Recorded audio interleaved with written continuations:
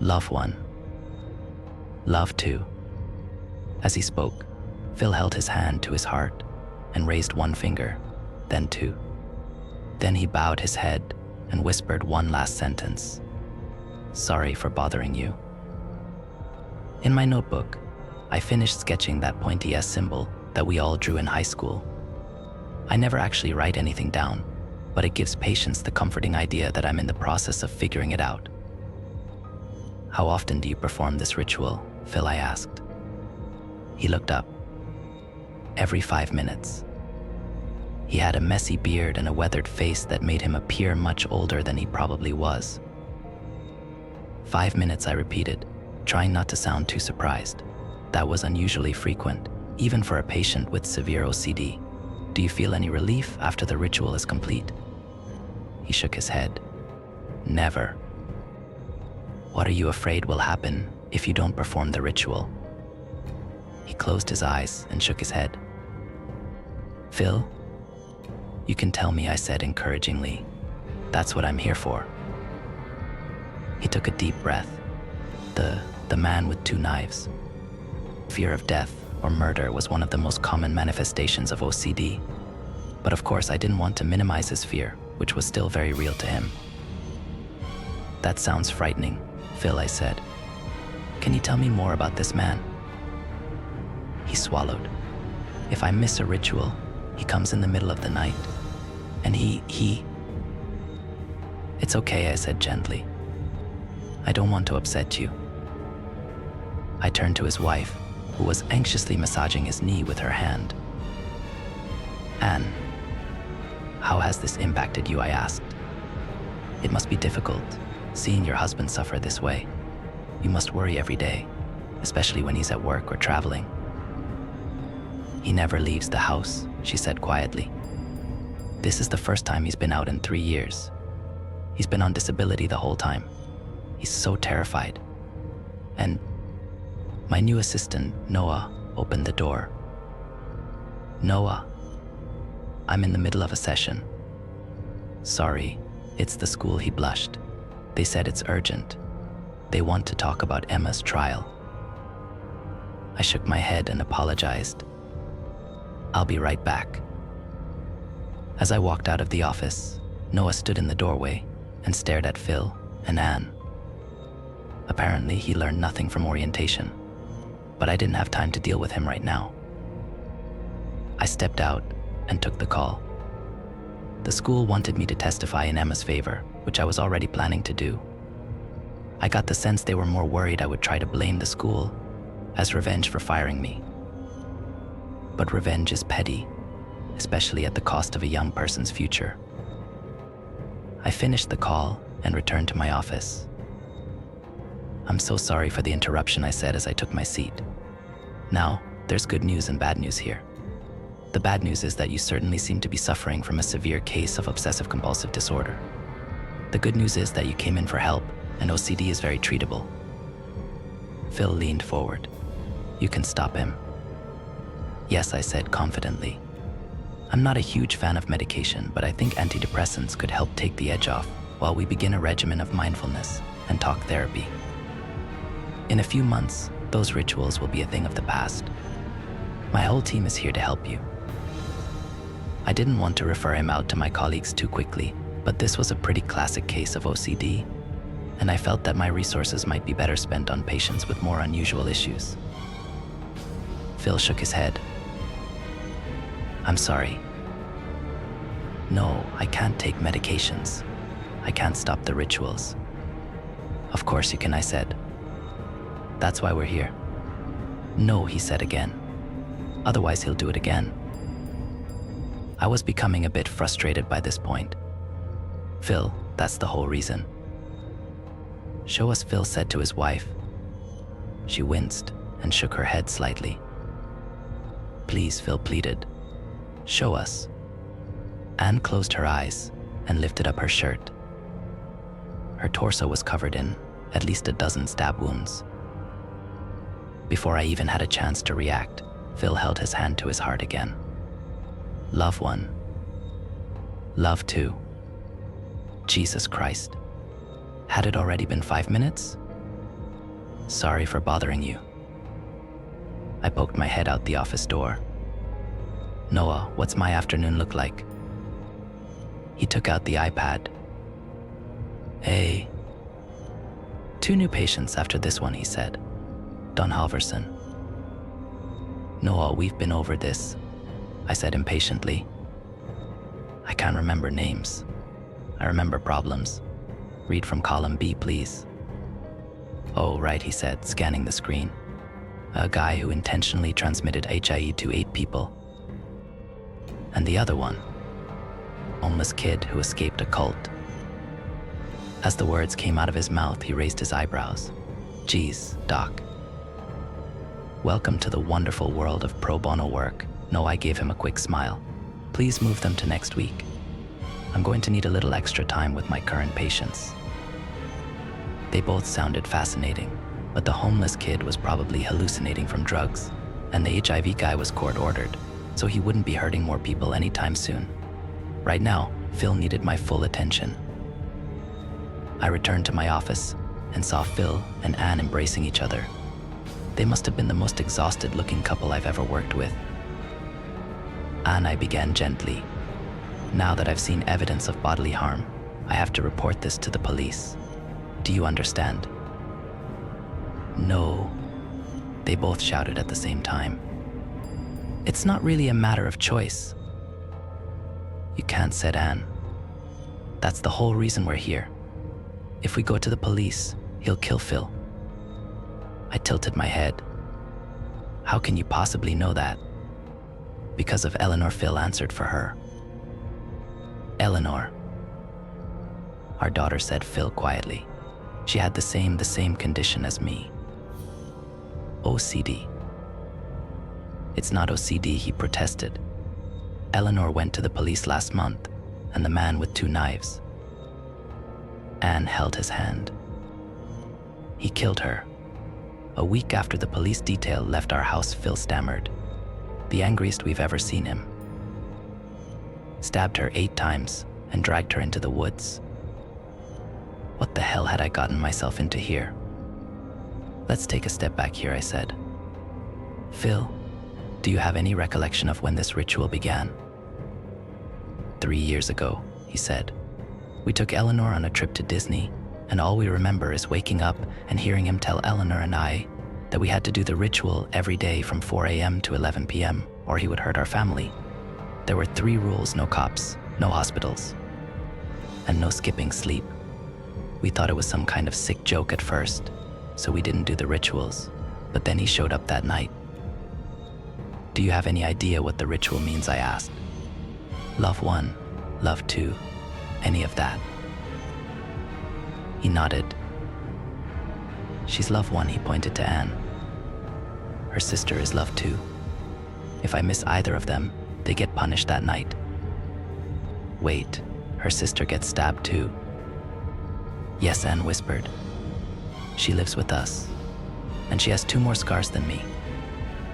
How many do you have, I asked. 14. Phil bowed his head in shame, but by my calculations, he was nothing short of a hero. 12 rituals every hour, 19 hours per day, 365 days per year, for 3 years. 249,660 rituals, and he only missed 14 times. That's a 99.995% success rate. What about sorry for bothering you, I asked. What does that part mean? He shook his head. I have no idea. We sat there in silence for a while, and I just stared at my notebook in disbelief. Then Phil spoke up again. You have to help us, he begged. We've tried everything, but he's always watching. I don't think he's human. I think he might be a demon or a ghost. I did my best to conceal a harumph. Yeah, I don't believe in that stuff. To me, those are code words for overactive amygdala, which was unsurprisingly another aspect of OCD. I like to think every mystery has a practical explanation, set here on planet Earth. So your daughter Eleanor, she had to do the same ritual, or the same thing would happen. They nodded. Mantured. There was no point in pretending to write in my notebook anymore. I had no idea what was happening. Father, mother, sister, daughter. Father and daughter have to perform 5-minute rituals, otherwise mother and sister get stabbed by omniscient stalker. I didn't know what was worse. The fact that they refused to involve the police because of this omniscient stalker, or the fact that I was about to go along with it. Phil, I need to be honest with you, I said. Given the severity of your OCD, I have suspicions that you may also be suffering from a comorbid case of dissociative identity disorder, I said. It's possible that you could be the man with 2 knives and his victim. My God, will you stop diagnosing people with mental disorders and listen? You have videos, I asked, curious. May I view them? Hopefully we could put an end to this supernatural talk once and for all. She nodded and took out her phone. This is from last year, she said, handing the phone to me. Phil accidentally said love you instead of love too. I watched the footage 4 panels at once. In the master bedroom, Phil and Anne made their way into their bed. In the guest room, Anne's sister read a book in bed before shutting off the lights. In Eleanor's room, a young teen girl typed away on her laptop before finally drifting off to sleep. The front entrance to the house showed no signs of life. Then I just waited. Phil did his ritual a few times on the couch while I continued watching. But nothing happened for a long time.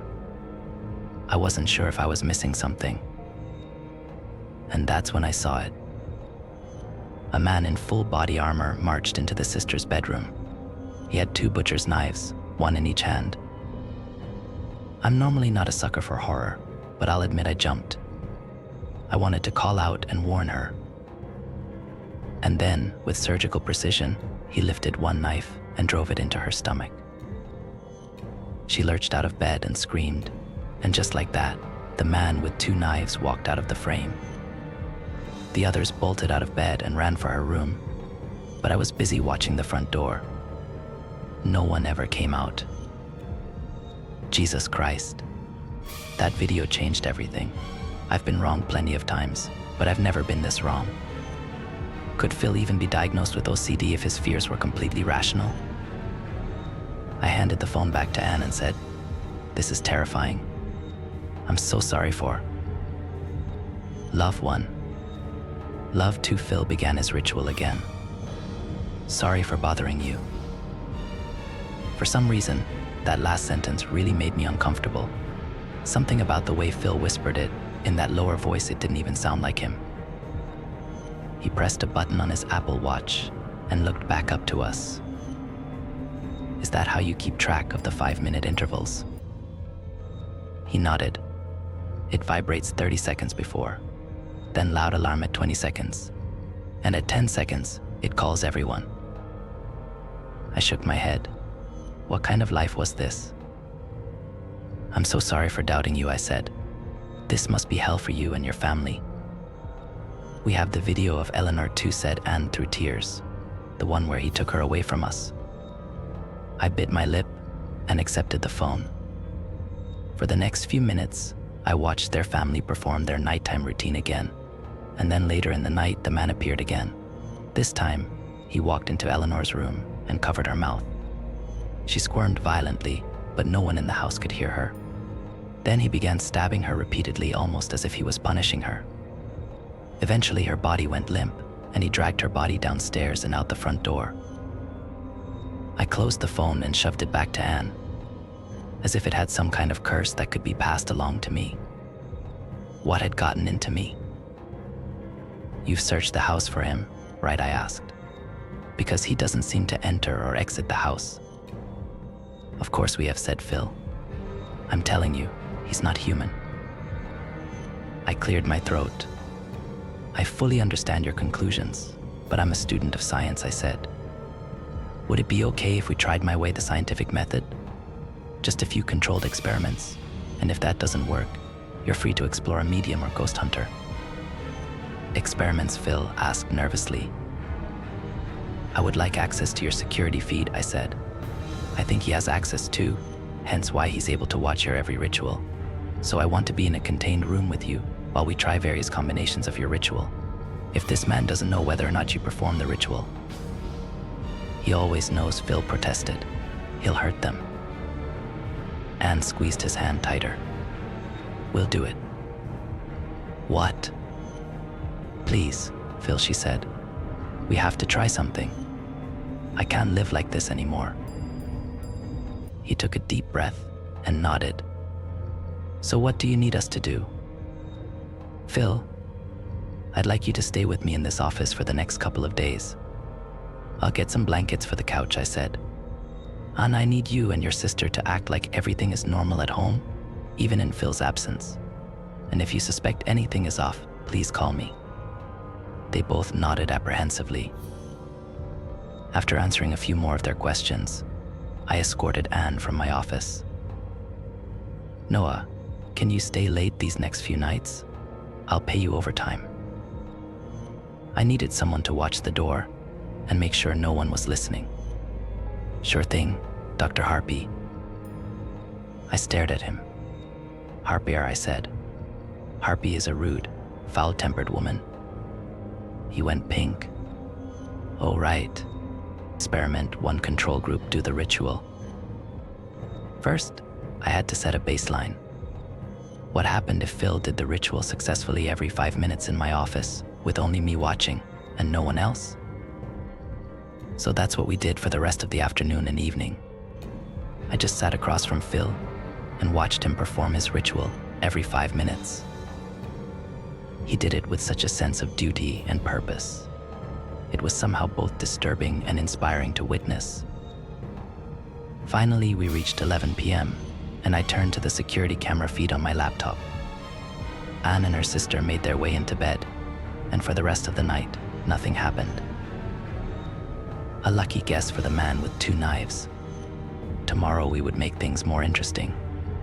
Experiment 2 experimental group, forget Love 1. Today, I need you to mess up Love 1. Phil looked at me miserably. Please. He won't hurt, Anne, I said encouragingly.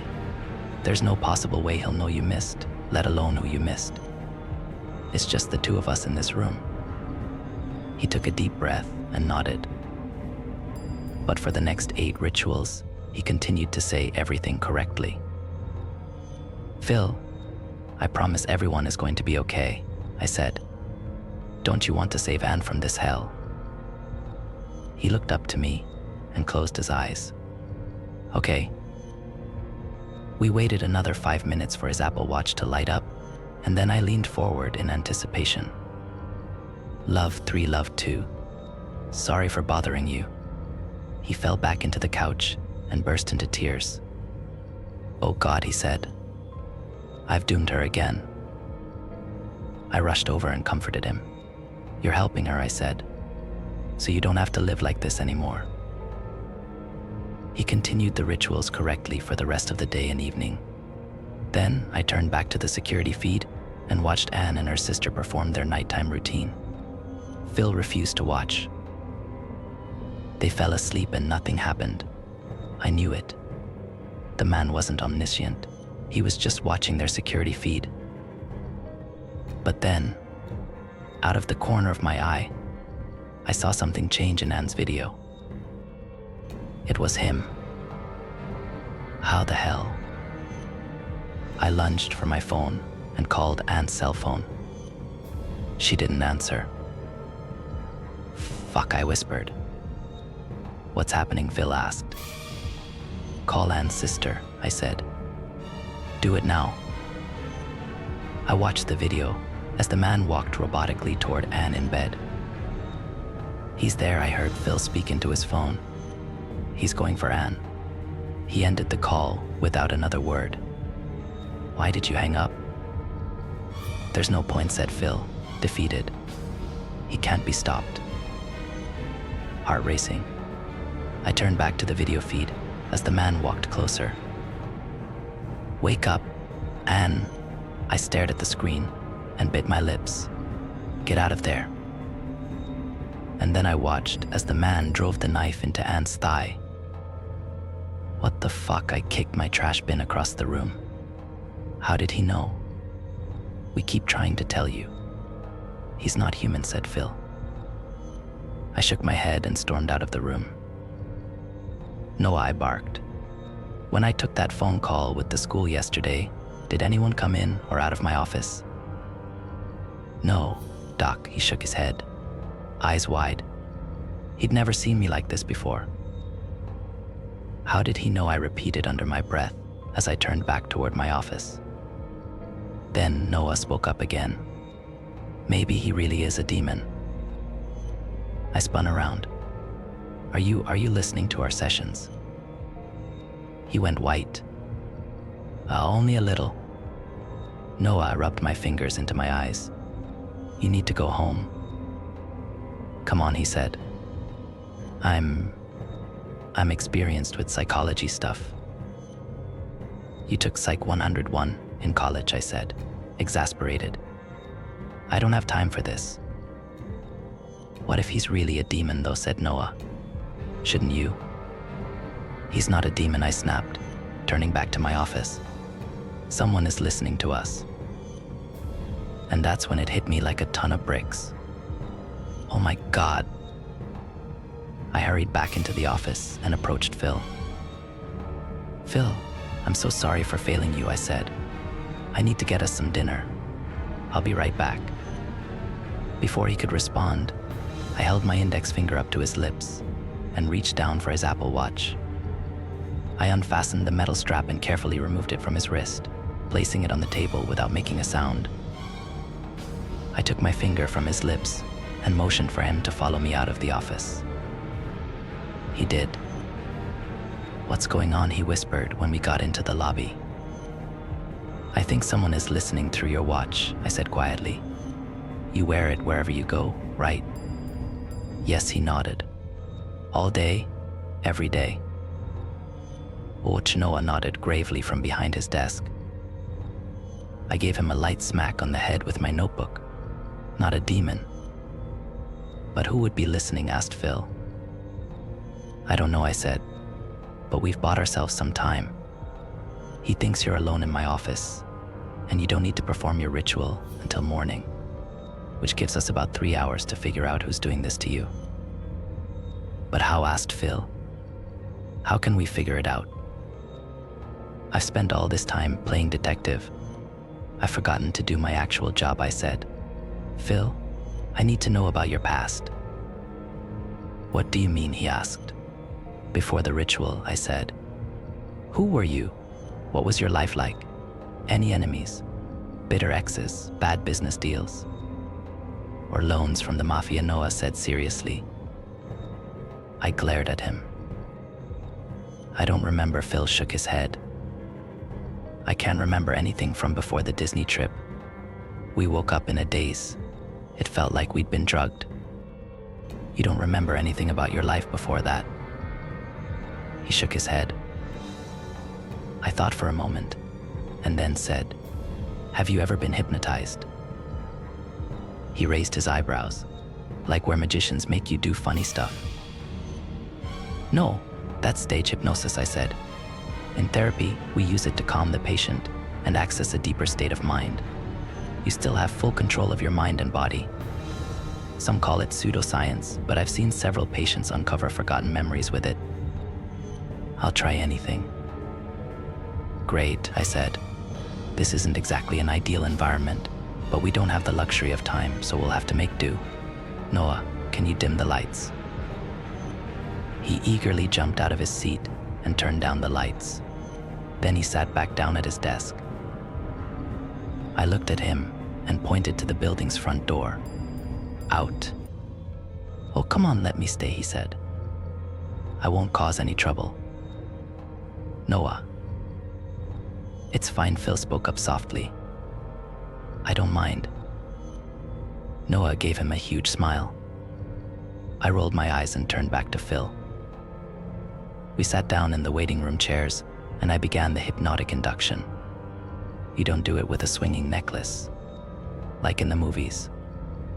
Normally I'd approach it with a gradual relaxation method, But we only had a few hours before Phil had to start his rituals again, so the rapid Elman method was probably our best bet. I want you to close your eyes, and then imagine your eyes are too tired to stay open, I said quietly. Like when you've had a long few days with no sleep, and your head finally hits a pillow. Finally, you can let go and catch up on your rest. Your dreams get started very quickly. The harder you try to open your eyes, the harder they stay shut. He closed his eyes, and we continued down this path for a few minutes. Now, when I drop your left hand into your lap, you will go 10 times deeper. I gently lifted his left hand, then lowered it slowly and placed it on his leg. He rocked slightly from side to side. We did the same with his right hand, and then got started on counting clouds. As each cloud blows away with the breeze, you fall into a deeper state, deeper and deeper every time. After a few more minutes, I felt confident that Phil had entered a hypnotic state. That was lucky.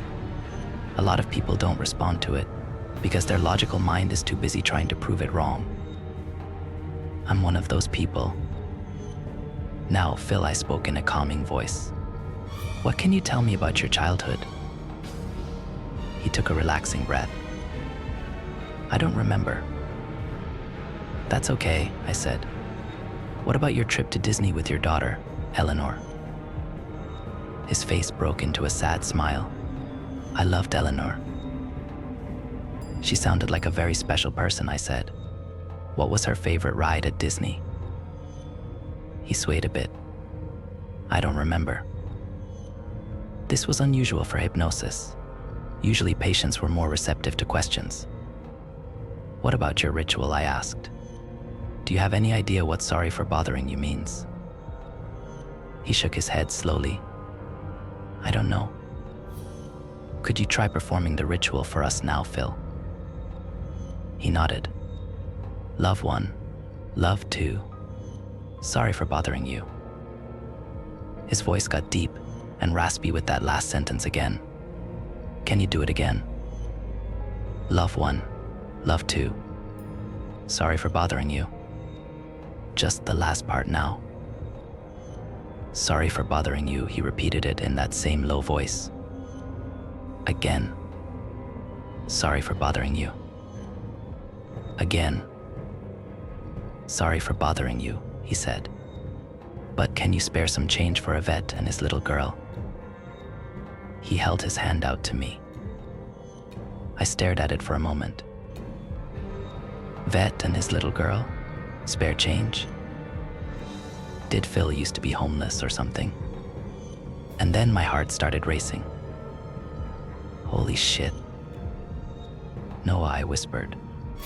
That new patient I asked you to push back yesterday. He frowned. The dude who gave people HIV. No, I said. That homeless kid, the one who claimed to escape from a cult. What was that patient's name? He took out his iPad and started swiping hurriedly. Homeless kid who escaped a cult, he said. I stared at him incredulously. The name, Noah, I said. Column A. He swiped one more time, and then his face froze, illuminated by the light of the iPad. Whoa. For God's sake, what's the name? Eleanor, he whispered. Her name is Eleanor. I don't want to lose your respect, but you're going to see a different side of me today. One thing you need to understand about me is that I despise psychological torture. At least with physical torture, the victim knows the perpetrator is causing their suffering. But with psychological torture, the perpetrator plays innocent while the victim self-destructs and blames themselves. Do it to a homeless veteran and his family, and unfortunately you've incurred my deepest disgust. You're already aware that I have a bit of a temper, but today is going to be different. I am a flawed person, just like any other, with secrets and regrets. Today you will learn one of those secrets, but I wouldn't quite call it a regret. Eleanor. Phil stood up from his chair. Did you say Eleanor? Phil, I think your daughter might still be alive. I reached out and touched his shoulder. I think she might have come to this very office. His eyes welled with tears. Alive? I can't say for certain, I said. But it would explain a lot. She has the same name as your daughter, and you both have some sort of history with homelessness. She also claims she escaped from a cult, and you're showing some pretty severe signs of brainwashing. Brainwashing. Up until a moment ago, you weren't able to remember most of your life, I said. For the past 3 years, you've been deprived of sleep and forced into this terrifying, life-consuming ritual. It would be enough to make anyone lose their mind. Where's Eleanor now? Asked Phil. He didn't seem to care about his own suffering at all. He just wanted to know about his daughter. Noah, I know it's late, but can you try to reach Eleanor at the number listed in her file? I asked. We only have 1 hour before Phil needs to start his rituals again, and she may already have the answers we need. He nodded. You got it, boss. The rituals, said Phil miserably. Do I have to keep doing them? I don't know, I said truthfully. We still don't know who the man with 2 knives is. If you don't resume the ritual, I think he'll keep harming them. Phil looked to the ground. It won't be for long, I reassured him. We're going to figure this out. I just don't understand, he said. Who would want to do this to us? I don't know, I said. I found myself saying that a lot with Phil.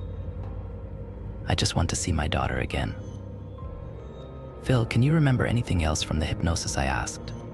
Anything at all? He shook his head. Sorry. I can get you back into that state, but we're running out of time until you have to start the ritual, I said. It would be best if we could just get a hold of Eleanor. Do you have any idea where she might be staying? Any past shelters or friends? He closed his eyes tight and waited for a few seconds. Then he sighed and looked up. I'm sorry, I can't remember. I turned to Noah. What about you? Any luck? No, Doc, he said. I've tried 5 times. She's not answering. Let me give it a try from my cell. I walked over to the desk. Maybe she'll recognize my number from her initial call.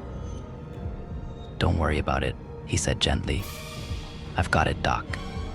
You've got to take care of Phil. Thanks, I nodded and walked back to Phil. Do you want to try the hypnosis again? Sure, he said. Whatever you think will help. For the next 15 minutes, we attempted the same induction method, but it didn't seem to be working anymore. Phil kept opening his eyes, and he didn't seem relaxed like before. Is everything okay? I asked. You don't seem quite as receptive to my suggestions. I'm sorry, he said. I can't stop thinking about Eleanor. It has me so distracted. No, don't blame yourself. It was silly to think he could enter a hypnotic state after learning that his daughter was actually alive. We just wasted precious time, and now we only had 45 minutes until the ritual started again. Maybe we couldn't get Phil back into the hypnotic state, but there were other clues to this mystery. I sat down and reviewed the security footage over and over again. I watched him stab Anne until I couldn't stand to watch it anymore. Who was this guy? Fully body armor, gas mask. It was the stuff of nightmares. Out of ideas, I turned to Noah. Still nothing. He jolted up from his desk. What? Oh, no, sorry. Were you sleeping? I stormed over to the desk. Give me the phone. No, I got it. But I snatched the phone and Eleanor's file from his hands and dialed the number. Hello, a girl's voice answered after 2 rings. My heart jumped. Eleanor. Yes, she said. Who is this? It's the middle of the night. Eleanor, this is Dr. Harper, I said. You had an appointment with me 2 days ago. And you canceled it at the last second. Yes, I said. Because I was treating your father, Phil. There was a long pause on the other end. He's one of your patients. Yes, I said. And we need your help. I don't have time to explain. We need you in the office now. My dad is there with you. That's right, I said. Please, can you come? Yes, she said. It's a 10-minute cab ride. I'll leave now. Thank you so much, I said. And I'm sorry about all of the late-night calls. What do you mean? Well, we've been ringing you for the past hour. There was another pause. I don't have any missed calls from you. This was the first. I felt my stomach drop, but I tried to keep acting normal. Okay, see you soon. I hung up the phone, and without thinking, I lunged at Noah. Who are you? Whoa, what? What? I pushed him against the wall.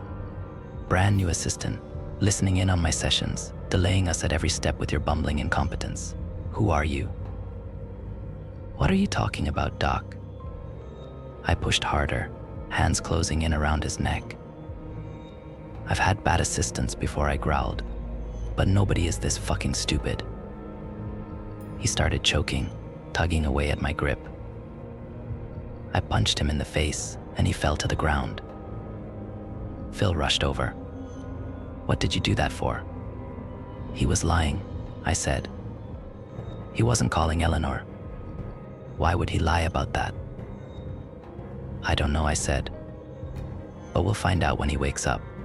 Here, help me tie him up. Phil bent down with me, and we secured Noah to the desk with my belt. My own assistant. How could I have been so blind? He had access the entire time, and I just kept giving him more. I was supposed to be good at reading people. Eleanor arrived 10 minutes later, exactly as promised. The moment she opened the door, Phil sprinted toward her and pulled her into the longest hug I've ever seen. I couldn't even tell if they were crying or laughing, maybe a bit of both. I don't want to interrupt, I said, but we only have 30 minutes until the rituals start up again. They broke their embrace and turned to me.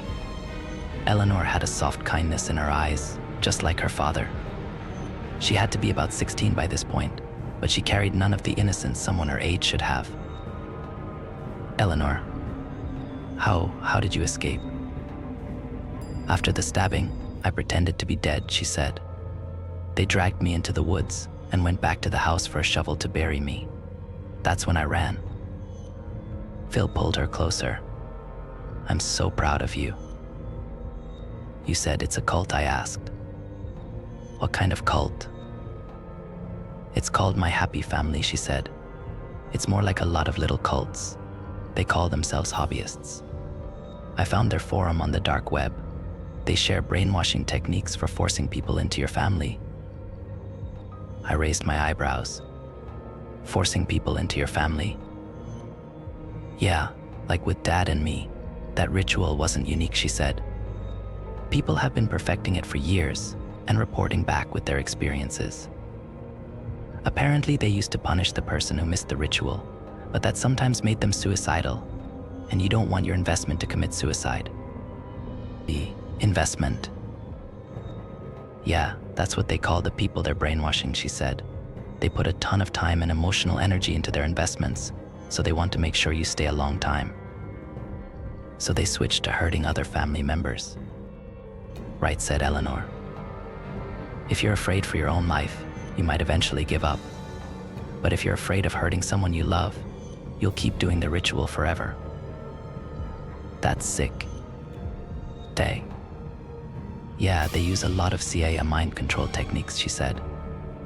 And then they chart their results to determine the best methods. It's all just based around votes and most popular comments. For example, one poll determined that 5 hours of sleep is just enough to maintain docility without causing too much exhaustion. So now everyone goes with 5 hours. They're like a hive mind. But how can someone just forget who they were and join a new family? Well, they tend to go after vulnerable populations, she said. Homeless people, drug addicts, prostitutes. They offer something nice, like an Apple Watch, and then they load you up with benzos. Like Xanax. Right, she said. After a few weeks, your memory turns to mush. Then they start up the rituals and replace your memories with new ones. It's only a matter of time before you accept your new reality. And people just forget their old life. That's why they do the ritual in such frequent intervals, she said. That way you spend every moment of your life thinking about the ritual, paralyzed by the fear of what happens if you miss it. Constant fear messes with the rest of your brain. I couldn't argue with her there. She could have quite a future in this career someday. I took a deep breath. Eleanor, is this the man with 2 knives? I walked over to the desk and pointed at Noah. She took one look at Noah and frowned. There is no man, she said. That's what I'm trying to say. It's just them. Just who asked Phil? Wait, she looked at Phil. You don't know about Anne yet. I raised my eyebrows. It was strange to hear a girl refer to her mother by name. You're saying your mom is involved in all this. She's not my mom, said Eleanor. She and Rose are the whole operation. What I frowned. So you and your dad. Phil spoke weakly. We're their investment. I shook my head, trying to absorb what Eleanor was telling us. It's not possible. I've seen the security videos. She let out a cold laugh. Yeah, that's one of their favorite methods, she said. They call it digital hallucination. Almost all of them have it set up because it erases any doubts the investment might have. Here, show me one of your videos. I took out my cell phone and played the most recent attack. There. See, she pointed to Rose's room before the man even arrived. What am I supposed to be seeing? The book, she said. Great Expectations. Every single night Anne gets attacked, Rose is reading that book before bedtime. Here, look. She took out her phone and scrolled through to find a video. I watched with morbid fascination as Rose opened Great Expectations and eventually turned out the lights. The timestamps are the same every time, said Eleanor. It's a loop, and whenever Rose gets stabbed, Anne and Dad's video always shows the same thing too. On the forum, they all help each other doctor the clips. Wait a minute, I said in disbelief. Phil, right before Anne got attacked earlier, I asked you to call Rose, she answered, right? Yes, he nodded. What time was that? He took out his phone and scrolled through his calls. 12:47 a.m. I skipped the security video to 12:46 a.m. and watched intently. 1 minute passed as the man with 2 knives entered Anne's room. Rose remained fast asleep in her room. Then 12:47 hit, exactly when Phil talked with Rose. But in the video, Rose remained fast asleep. What the hell, I wondered out loud. So the man with 2 knives isn't a man at all, said Eleanor. It's both of them. They just put on that creepy outfit and then stab whoever got missed in the ritual. That's insane, I said. Why would they stab each other? Why not just stab another one of their other investments? You know what codependency is, right? Yes, of course. When one person feels an unhealthy emotional reliance on another responsible for their well-being. And the rescuer mistakes that dependence for love, right? Yes, I said. So let me get this straight. They make you feel guilty for hurting them when they're the ones actually causing harm. And then they use that guilt to make you love them? That's why I made the appointment, said Eleanor. I mean, I understand what happened to me, but I still can't get rid of the guilt. It's not like the scars from the knife. It's deep inside of me, like a monster squeezing at my heart. I felt my blood boiling. They can't get away with this, I said. Let's call the police now. We have everything we need to put them away. Eleanor shook her head. They all have detailed police plans, she said. There's an entire subforum devoted to it. They get away with it almost every time because it's their word against some brainwashed homeless person or drug addict. Can't the police get their IP addresses or something, I said, growing increasingly agitated. Did Anne and Rose ever post there? Yes, said Eleanor. That's how I found the forum in the first place. I saw it on Anne's computer the night I called the police. She left it open, and I recognized our whole Disney backstory in one of their posts. Perfect, I said. Can you show me the post? Then the police can find the IP. She gave me a funny look. There aren't any IPs, she said. It's the dark web. I gritted my teeth and repeated, they can't get away with this. At least we're safe, said Phil, pulling Eleanor into a hug. At least Eleanor is okay. But they're going to hurt someone else, I said. It's only a matter of time. Sorry, Dr. Harper, Eleanor shook her head. I don't think there's any way we can stop it. I thought for a moment and said, what if we use their own tricks against them? Phil, unfortunately, I need to put you under 24/7 watch, I said. I was wrong about the man with 2 knives, and now I can see your family is at serious risk. What Phil stammered. You can't lock me up, my wife needs me. I just need to keep you for a little while, I said, until we can perform a few more experiments. No, said Phil, no more experiments. Please. There's something else at work here, I said. I think you were right about the demon theory, but I have to figure it out so your family can be at peace again. No, said Phil, we'll just go back to our rituals. Yes, the rituals start back up in a few minutes, I said. I'm going to bind your hands and take you to the safe house now. Bind my what? That way you can't perform the ritual, I said, so I can try a few more experiments. No, Phil screamed. You can't do that. You saw what he'll do to them. I don't think he's going to hurt them anymore, I said. Now, come on, let's go. No, Phil sobbed. No, you can't do this. He continued sobbing and shouting into the Apple Watch until we exited the office and returned to the lobby. That was good. Phil, I said quietly. You could be an actor, you know. Thanks, he said. So now, they'll think they still have control of their investment. That's right, I said. And I can keep monitoring them until we get enough evidence to send to the FBI. I really think we can get enough of a case here to open a major investigation. What about Anne? And Rose asked Eleanor. I doubt they'll keep hurting each other, I said quickly. Not if they know this could go on indefinitely. No, I mean they'll come into your office, said Eleanor. They'll want to know where he is. Let me handle that, I said. I'm quite good at telling people what they want to hear, as long as I know their motives. And thanks to you, now I do. They both nodded. Phil, there's just one more question I have, I said. Why did you come to me in the first place? To therapy? Yes. He looked down, ashamed. Anne suggested it, because I felt suicidal after Eleanor left, he said. I thought it was because Anne cared about me, but apparently she just wanted to make sure her second investment didn't die. Eleanor turned to me. They probably thought they could trick you with their digital hallucinations too. That way you'd confirm their story, and Dad would have no doubts left in his mind. I bit my lip, hard. I hated these people. Suddenly there was a stirring from behind the desk. Oh God, no, I hurried over to him.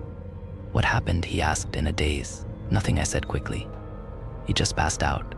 He furrowed his brows and thought for a second. You hit me. I huffed. Yes, well, I said stiffly. Be that as it may, we've determined you are no longer a threat. He crossed his arms and glared at me. Sorry to interrupt, said Phil. But I think Eleanor and I are going to leave before it gets much later. The shelters tend to fill up fast. Oh no, I said. Please come stay with me for a while. The guest rooms are already made up, and you'll be so much safer there.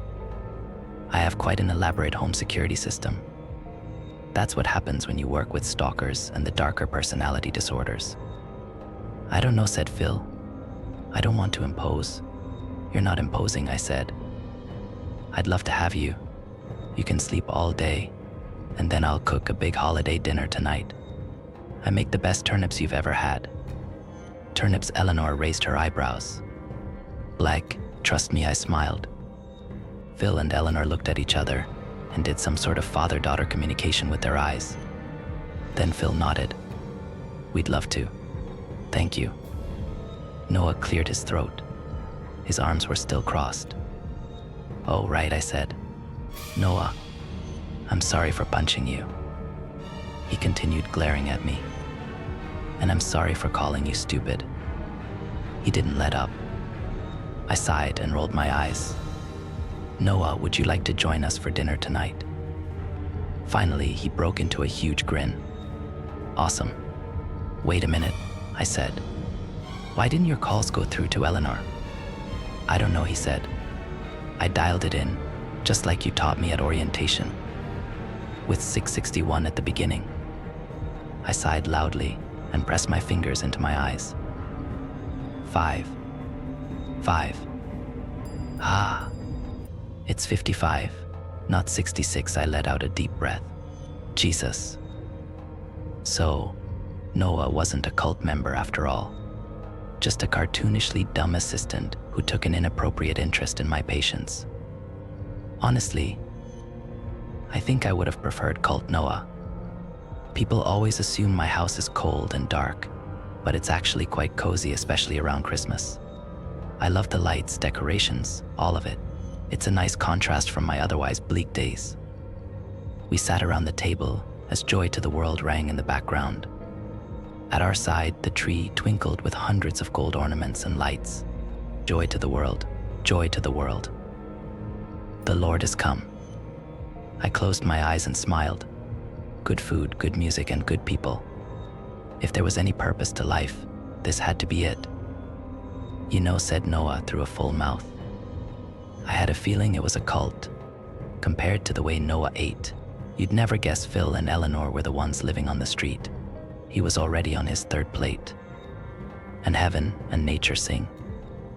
You thought it was a demon, I snapped. Yeah, but that was my third guess, he said. Before that, it was mafia and cult. Whatever, I grumbled. Eleanor, please put your phone away at dinner, said Phil. I looked over and saw her tapping away. Wait, check this out, she said. They posted on the forum again. Joy to the world. The Savior reigns. I leaned forward, curious to hear more. Anne and Rose. Yes, she said. They posted about how Dad got involuntarily committed and how he's unable to perform his rituals. They asked if they should keep up the facade and continue hurting each other until he's released. Did anyone respond, asked Phil. A bunch of people, she said. They're crazy. The top comment says it's better to get stabbed a few times now than to start all over with a new investment, because new investments will mess up the ritual a few times anyways. Another says to keep at it, because the investment will probably ask to see the new wounds when he gets out. And then this guy wrote, sounds like he still loves you. I would keep going if possible. Save the footage to show him when he gets out. He'll feel so guilty that he'll never leave you again. That's nuts, Phil shook his head. Eleanor, please put away your phone. Dr. Harper put together this nice dinner for us. Let the angel voices ring. It's crazy, she said, biting into a forkful of steak. Everyone told them to keep at it. I seriously think they're just going to keep stabbing each other indefinitely. That's the idea, I muttered under my breath as I scooped some potatoes onto my plate. Yeah, I wrote those comments, and a few more. Like I said before, revenge is petty. But sometimes justice needs a little nudge in the right direction. He rules the world with truth and grace. Noah, could you please pass the turnips? Story 2. We found a missing school bus. There was only one kid left. This is creepy as hell. That was my first thought as I look around the school bus. It's all banged and scratched up with claw marks all around it. Windows shattered, and you can see a few hints of blood. I am a journalist that works for the local paper. When we caught word that the missing school field trip bus has been found, they immediately sent me to take a few pictures and cover the story. But looking at this bus, It looked like it has gone through hell and back. As the cops got done looking inside, they allowed me in. One of the cops, Officer Redacted, told me that everything found inside will be kept confidential. I was confused as to why, since I am a journalist. There's also that old saying, curiosity killed the cat. I walked into the bus, immediately starting to feel a strong feeling of dread and fear. There was a cop talking to a little boy of around 12-13.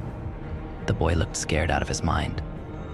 "So you're telling me you don't have any idea on what happened to your classmates?" the officer asked him. No, I don't, sir. The only thing I kept hearing were the screams. The screams, oh man, I knew who the screams belonged to, except that thing, the officer said, confused. "Are you sure it wasn't just your bus driver doing it, since he's also missing?" The little boy shook his head no vividly. "No, it got him too. I know, because his scream was the worst." As I was taking pictures from inside the bus, goosebumps started going down me. Obviously something happened in here that made the kid traumatized. As I was taking a picture of a small blood splatter on the window, my eye caught something. A piece of notebook paper folded between the edges of the seats. Here's what it said, after I took it out of the seat. I ... I don't know what's going on. It took Mr. Charles first. We were all driving to the field trip to the zoo. Suddenly, a loud scream from Mr. Charles' seat up front made us all jump and yell. Then we saw a big splotch of blood all over the front windows. Then the bus skidded on the road till it crashed into the tree. Some of the kids are hurt. Mrs. Laramie and Mr. Hopkins are helping us as best as they could. So was the kid's story true? I thought as I hissed the note in my pocket while avoiding suspicion. I went over to the next couple of seats and saw another folded up piece of paper. This one had blood on it, which made it hard for me to open it and try not to gag. We're all scared, okay? That thing, it got Sarah and Tommy. They were both crying and sitting by the windows when suddenly long, elongated white hands came out from the window and grabbed their heads and I can't describe it. It was all too sick. That one made me chill down to the bone. As I was taking more pictures, the cop came up to me. "We're going to take this kid outside. If you see anything, make sure to yell for us." I nodded, trying to keep my composure. The cop then shakes his head at me and calmly leads the boy outside. The sounds of an ambulance approaching makes this all sound like a bad nightmare. It didn't take me long to find another note. "Mrs. Laramie is now in shock." That's what Mr. Hopkins called her. She is just sitting in a ball and rocking back and forth. "I'm scared of that thing, and I just want to go home." All of these notes were in different handwriting. The next ondo that I found was in the exact same one as the first. "I'm trying to comfort my friend Jake. He's all messed up," saying that if we all looked at the windows that we all would be saved. Mr. Hopkins is gone now. He tried to out the bus doors and get some help. As soon as he got to the doors, the arms came back again. We all looked away as we hear his screams. Once they were over, we looked back and screamed in shock and fear. I held my mouth as I felt like coming up. I looked back at the front doors. The only thing I saw was a big blood puddle. As I got to the end of the bus, I found a final note. "If anyone sees this note, just tell my parents that I love them. There's only 5 of us left. Marcus can't see, so we hope him the best. We're gonna look in the windows. 2 of us on each side holding hands. Maybe we all doing this will let Marcus live. See you on the other side, John." Tears were going down my face as I put the final note in the other pocket. As I got out of the bus, there was a whole bunch of commotion going on. I saw the cop from before and went up to him. "Hey, what's going on?" I asked, my lips shuddering. He looked back at me with a scared expression. One of the EMTs went to check on the kid. As he went to check on him, long, elongated hands with claws came out from the right back window and just squished his head. The kid then fell in shock. We took him in a police cruiser and raced to the hospital. How did you not hear all of that? What he said left me speechless. I quickly got in my car and left. I don't know what type of creature this is. Maybe you all can help? There's got to be a perfect explanation for what happened in that school bus. Story 3. I rented an apartment. fully furnished with a missing person's things.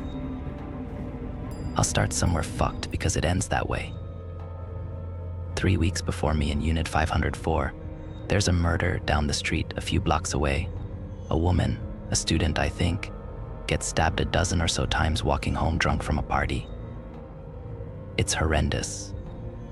The guy the fuck that killed her stabs her so hard at one point that the knife blade breaks from the handle. He did other things too, but the news doesn't spend a lot of time talking about stuff like that. I didn't know her, but my mom pretends like she might as well be my bestie. A near miss for me. She was a student just like you, she says. Pretty just like you. Mom sends me websites with crimes in the area displayed in little colored circles. Robberies a couple. Stolen cars a few. Theft, minor assault, it's a college town. No arson. One old burglary. The website hasn't yet included the murder and the other thing. Rape. It felt weird to pretend like that was a secret. It happened. The guy that did it can fucking rot. My mom tells me that the neighborhood isn't safe. Okay, but it's cheap enough, and I get a job at the college bookstore which doesn't pay enough for me to live in some magical fucking place where crime doesn't happen. And yes, I am unsettled, and feel more vulnerable for being a woman, and isn't that always the way of it? There's nothing safe. It's a city, a smallish one, but a city nonetheless. Someone sold coke to those rich kids on Gossip Girl, right? They had maids and cocktail parties and evening gowns. Crime is everywhere. I promise my mom I'll be safe. I'm a grown-up. Kinda. And I'm staying on my cousin Ronald's couch until I find a place of my own. This is not ideal. His wife is really into trying to get pregnant, and they have thin walls, and she is very loud, very theatrical. It takes me 2 weeks online to find an apartment in a 7-story building with an elevator, which is strangely thrilling. I don't know if my mom's attitudes toward urban safety are a giveaway, but I'm from the suburbs and we don't have what I ridiculously first thought of as a skyscraper. Provincial me. Now, I'm stupid when it comes to the real world. I'll admit that. To me, there are the suburbs where things are boring and people go to Target or Sweet Frog to hang out, and then there's the city where everything else is possibly normal. The apartment is therefore possibly normal. It's on the 5th floor in the corner of the building, and it's fully furnished-ish. The landlord, a man named Harold, tells me on the phone that the previous tenant skipped town in a hurry and left everything behind. It's all mine if I want it. He didn't leave because the place is like haunted. I ask, chuckling just a bit because of course it's not. Dead fucking air. He had a TV, Harold says finally. A Samsung, very big. Oh, cool. Samsungs are nice, I respond, as if that were in any way what was really on my mind. Harold murmurs something. He has a bit of an accent, not foreign, I don't think, but distinct. He says people with an R in the middle, almost like purple. I agree to meet him the next day at the building. Harold is some age where his hair is half gray and very thin. He has a paunch, has yellow suspenders that are meant to look like measuring tape. He has adult braces top and bottom that he tries to cover with his lips when he talks. He shuffles toward the elevator and I hope that he can't tell that I feel kinda sorry for him. I imagine him as a child as he hits the 5 button. He didn't see himself doing this, I bet, looking like this, getting old and staying awkward. He frowns droopily until we get to the door to Unit 504. Then he half smiles the way someone does for the family member of someone who died. Sorry about the mess, miss, he mumbles. Sorry instead of sorry. The place really isn't that messy. It's a guy's apartment, clearly. Bare windows, posters, practical. There's a fleece blanket half on the sofa, half on the floor. A few plates in the sink. The bathroom is tidy. In the living room, there's a shallow nook with a drop cloth and a roll of blue tape and a paint can on the floor. The color of the nook is whiter than the other walls. It looks like a newly capped tooth. Wet paint, Harold warns. Don't touch it yet. He gestures to his jeans, the smudges of white. No problem. Thanks for the heads up, Harry. I ask if he's planning on painting every wall. No. Why the nook then? He chews his lip, fiddles with his suspenders. He doesn't make eye contact as he tells me that there was graffiti on the wall from the previous tenant. Something weird. Harold and his sister tried to get up the candle wax and the other stuff. The smell should be gone by the time I move in if I want the place. Graffiti. Other stuff. My interest is morbidly piqued. I pry. But all I get out of Harold is that there was some kind of shrine. He doesn't elaborate other than to say that the tenant was a problem. He does offer to take $200 off the first month's rent, because I seem like a nice regular girl. So, I don't particularly believe in ghosts or demons or anything like that. I believe in fear. I believe in looking at clouds and seeing things because your brain wants everything to mean something. I believe in drunk pretty students getting brutalized by human garbage. I know that occasionally some beautiful Gothic mansion with a grim story sits empty, despite having a great price. Clearly, rational home buyers will allow themselves to believe in ghosts enough to pass up a deal. But I am a renter on a budget. $250. I counter. Curtains and rugs are outrageously expensive. He shuffles. Done. I move in 2 days later, and that first day, I try to keep busy. Like I said, ghosties, no, not a thing for me. But fear, especially the irrational kind, I've got that. I take down Mr. Graffiti's posters except for one that I actually kinda like. I empty food from the fridge. Mr. Graffiti has left a case of beer and half a bottle of whiskey. I find pot in the bedroom, condoms which I will not be using, lots and lots of clothes. It's strange. It almost seems like he left intending to return. The more I think about that and the shrine, the more little sounds and little feelings of unease begin to fill the silent moments. Scratches, creaks, footsteps. I look up the way a scared squirrel sometimes does more times than I'd care to admit. I play music, podcasts, I bag boy clothes. I go out for sushi with cousin Ronald and his wife. Ronald, who is much closer to my age than my mom's, says that he would have been thrilled to inherit booze from a stranger at 19. He theorizes that the shrine was satanic and that Mr. Graffiti was probably taken to hell in a ritual gone amiss. His wife, Clara, rolls her eyes and fumbles with tuna. She asks if I've met any good-looking people at work. Nope. She doesn't say good-looking girls, but I know she's making an effort to be an awkward ally. We make small talk. College, majors, television. Then, Clara fucks me up. What if the tenant killed himself in the apartment? And they don't want to say. What the fuck, Clara? I've listened to your porn star auditions. You've made me fruit salad. I thought we were friends. I say nothing, because cards on the table, it does make some sense, and I hate it. And then I go back to my suicide apartment and try not to think about it. I turn on the absurdly large TV. Mr. Graffiti's Netflix is still logged in. His name is Dean. Dean loves foreign movies, apparently. He likes sci-fi and cooking shows. Suddenly he feels real in a way that I could overlook when he was just posters and everything else. I drink one of Dean's beers, watch one of Dean's shows, hear a thump behind me, and a quiet sort of growl. The Nook. The apartment is on the corner of the building. The Nook is on an outside wall, 5 stories up. The next 2 weeks are eventful.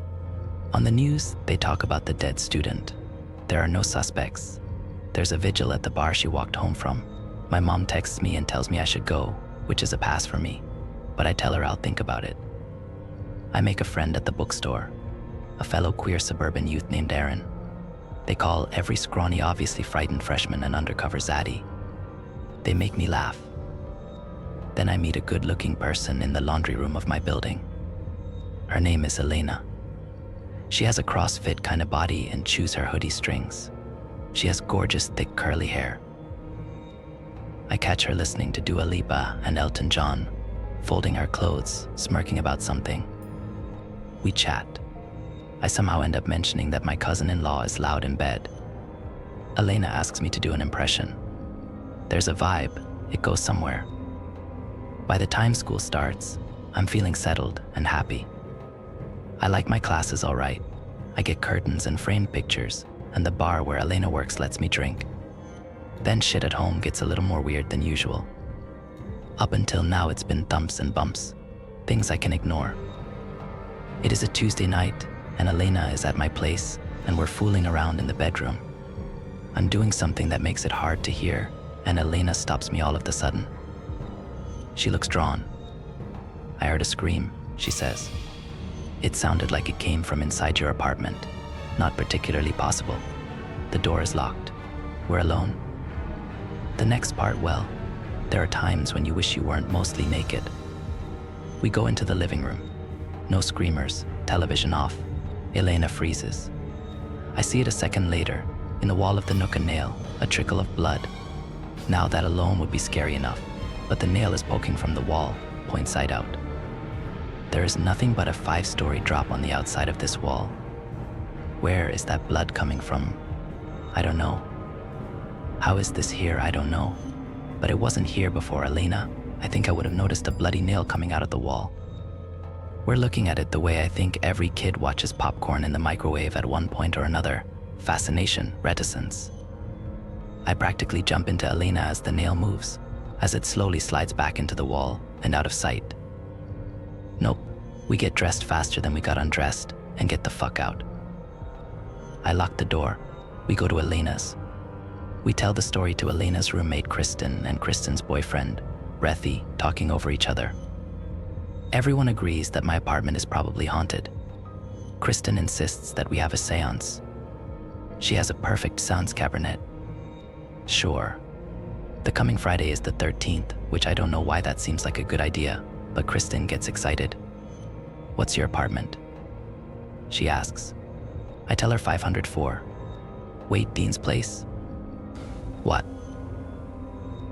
So apparently Dean and Kristen know each other from their grad program. They studied together on occasion. He's smart. Fucking brilliant in a way that necessitates a bit of normalcy. He tells terrible jokes and unwinds with a huge TV and cheap beer. Elena makes drinks, and the boyfriend watches a show, and Kristen thinks out loud. I wonder if he left because ... she stands and paces. You know that girl from the news? The dead woman.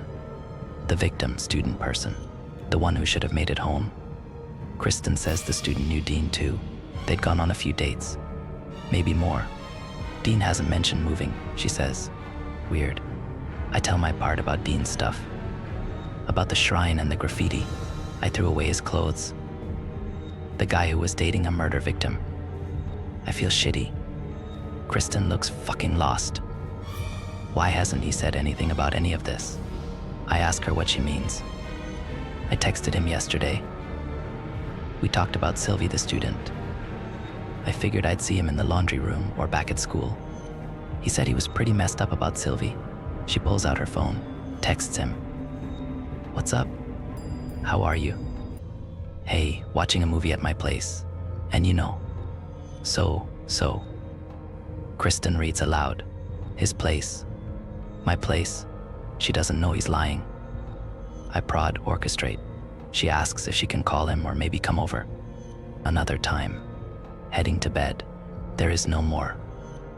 That night I stare up at the wall above Elena's bed. She cuddles against me and I'm so glad for how solid and how warm she feels sometimes. Because all I can think about is my wall. Dean's wall. The wall with some message that he left. Something that's right there beneath the surface and nowhere to be found. It's nearly 8 a.m. I feel crazy and Elena is silently cradling a coffee cup. She looks both groggy and alert, slump-backed and wide-eyed. We're in my living room, staring at an immaculate wall. No hole, no blood. You remember? Yep. It definitely happened. We saw it. 2 fucked tipsy, but chemically sober, rational adults, and I want no part of the fucked reality of it all. I dress for work. Elena walks with me. It's kind of protective and it's sweet, and she holds my hand like a girlfriend would. I find myself checking strangers' faces for my mom's. I know she's not there, but my reality seems surreal and I'm having a lot of mixed emotions. Elena kisses me outside of the bookstore. In public. and for a moment I weigh my ghost apartment against the good parts of a city where I'm not an object of scandal. And then I feel like saying I love her. The thought comes up like vomit. I don't say anything. Maybe she knows what I'm thinking. Maybe I'm just being dumb, childish. I smile and watch her walk back toward the apartment, her gait cheery. I manage about half an hour before I tell my co-worker Aaron about the nail and everything else. They know some of the details already, the noises, the nook, the abandonment of the apartment. It's Dean's connection to Sylvie, the dead student, that they find most intriguing. They wonder if the two fucked in my apartment. Then they wonder if Dean killed her. The thought has crossed near my mind. The murder was angry, personal. Dean disappeared in a hurry. It doesn't explain my landlord Harold and the shrine. Or the sounds. There are a lot of sounds, and I know suburban girl in the city in an apartment building, of course there are. But these are the weird ones, the ones that don't sound like Spotify or conversation or walking around. These only pop up in my living room. The screen was the most jarring, but there are taps, bumps, whispers. There are little muted animal sounds and bars of quiet melodies. It's never constant, but it's noticeable. My show or movie will lull and I'll hear it, like something trying to insert itself into my relaxation. Whatever it is, I think it knows I'm there. I turn, wondering if I'm being watched, feeling like I am. My little hairs spring up, my skull tingles. It's fucked. Elena makes it easier, but we're too new for me to take her for granted. Aaron thinks I'm hearing things. I can't blame them. The nail is something I fucking saw, and something I only half believe. Sometimes only the unease feels real, and I feel pitiful, and I feel fragile. Whatever. I pull old stickers off of books, put on new ones. A new color for a new semester.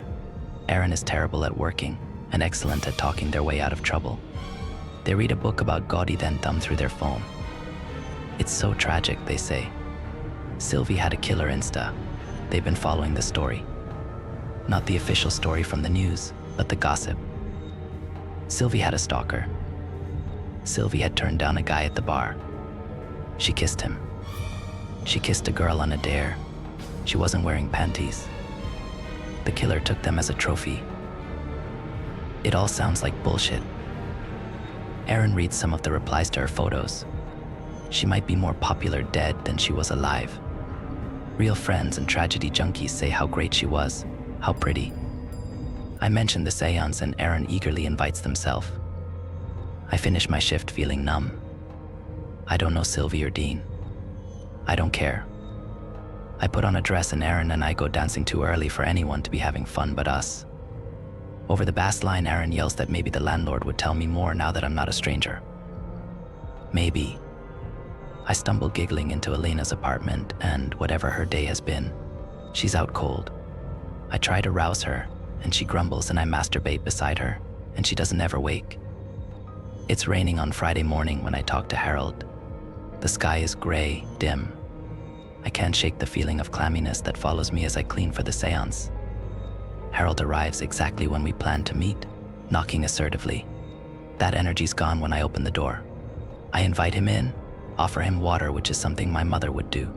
He declines. Then there's a moment where I'm organizing my thoughts, and he says nothing. He stares somewhere in the vicinity of my face, not my eyes. My chin, maybe. He leans to one side, his shoulder slack, his knee bent, but he doesn't shift or wobble. I wonder if he would stand like this, silently waiting for me to speak, forever. He doesn't know why he's here, in my home. I told him something vague, and he stands, patiently, lonely, not asking why. I mentioned Dean. Why would he just leave? Then Sylvie. They were dating. She was killed. Harold shakes his head in a way that says a tragic loss. Did you ever see her? I ask. He hums, says he sees too many kids. One never makes an impression. He wanders to the wall of the nook, brushes his hand over it. He asks why I haven't put anything on it. No art pictures, he says. I shrug, take the opening, and ask about the graffiti. What did it say? He shakes his head again, and for the first time since he's entered, he seems to actually look around my apartment instead of at nothing in particular. Then he looks at me. The same thing I always find written on that wall. What? Always? Then he's antsy, pacing. He asks if there's a problem with the unit. Is the heat working? The water? Why did I need him? He's very busy. He should have listened to his sister. Shouldn't have come. All we students do is play games and waste people's time. He needs to go. He slams the door behind him. Kristen's cabernet comes with a tote bag full of candies and a Ouija board and 2 more bottles of cabernet. Her boyfriend drags politely behind her. Aaron tries to engage the room with a conversation about Saturn and astrology and horrible happenings. Elena checks her phone. She's dressed as a bartender, tank top, tight jeans. Her shift starts in an hour, and her ass looks great, and no one knows how to hold a seance. The gathering turns into every other small college party, drinking, chat, an opinionated debate on a dozen half-conceived topics. Aaron knows a drinking game. The boyfriend talks to Elena about the gym. He's out of his depth and doesn't seem to know it. Elena has a habit of ramping up for a shift by flirting about everything. She'll come home with a pocket full of cash. The candles are flickering by the time she leaves. Some are scented and the room smells confused. It's dark, and I realize that something about the theater of summoning spirits has made my unease feel almost corny. We're just playing a game of hauntings. I put my fingers on the planchette beside Kristen's. She asks if a spirit is present. Orrin. I feel my fingers being pulled. Aaron downs their cup of wine. Nothing is definitive until Aaron gives it a go. Kristen shakes out her wrists and exhales the way a mom flattens a duvet, retidying her world. Why are you here? Door. Hell. Kristen makes a tiny whine and Aaron is smirking slightly, and the wall thumps. Everyone lurches. I jump. A sort of moan follows. Another thump, a kind of cooing whisper. Tap, tap, tap. Kristen shrieks. That came from the front door, she whispers. The hallway. The boyfriend volunteers to check it out. He comes back with a pale, twisted scowl. I'm not opening the door, he says. The landlord is out there just like staring into the peephole. Why is he here? I don't have an answer for that. And I don't want to go to the door, but then I do, and I look through the peephole and see nothing the hallway, and a dark smudge just to the left. I hold my breath and hear someone else's. Harold? Tap, tap. Quiet. You shouldn't have those kids over, he says. The neighbors are complaining about the noise. The rest is conspiratorial whispers and timid swigs. It's short-lived. I go back to Kristen and Elena's, and Elena comes back drunk around 4 a.m. She ebbs and flows in the bed, tosses, tells me she needs to be honest with me about something. She fucked someone else after her shift. A guy. She didn't know him. I'm too tired for anything but sleep. If our relationship is wounded that night, if I aim, then it's a festering open wound. It comes with flies. It comes with the reek of lavender and death and me avoiding my living room whenever I can. My mom doesn't understand. My friend is a silly infatuation, an idiot boy who didn't know what he had. Maybe she's right, but fuck. It doesn't feel that way. The flies are actual flies. They bounce around the windows, buzzing, freckling the walls. Aaron calls it an omen, talks about the devil. I'm sick of feeling haunted by the Nook and Dean's demons, by my kitchen and my bed that still remember Elena for me. I want her, to yell at her and forgive her and hate her and be with her, but she stops texting when I can't bring myself to say a thing back. Then I am in the elevator on some slow day, slumping and moping after work and class, tired. An old woman gets on at the 2nd floor. She's thin, sharp-featured, somebody's grandmother probably. At the 5th floor, the door opens and the woman says, "You caused my Harold plenty of problems, you know. He's a sensitive boy. Always has been." I'm not particularly in the mood for whatever the hell this is, but I stand against the elevator doors and let the woman talk. Harold is her younger brother, her son almost. Their father left them for a flouncy little slut. Bastard. Their mother drank. Now the siblings manage the building together. Harold the handyman, Lorelei keeping the books. She introduces herself in that same accent of Harold's. Lyra Lai, in Unit 604. It's the unit above mine. Lorelei sighs. Tells me that maybe Harold can handle problems. Maybe he deserves that. He mentioned the boy Dean to her. Mentioned that I was curious about everything.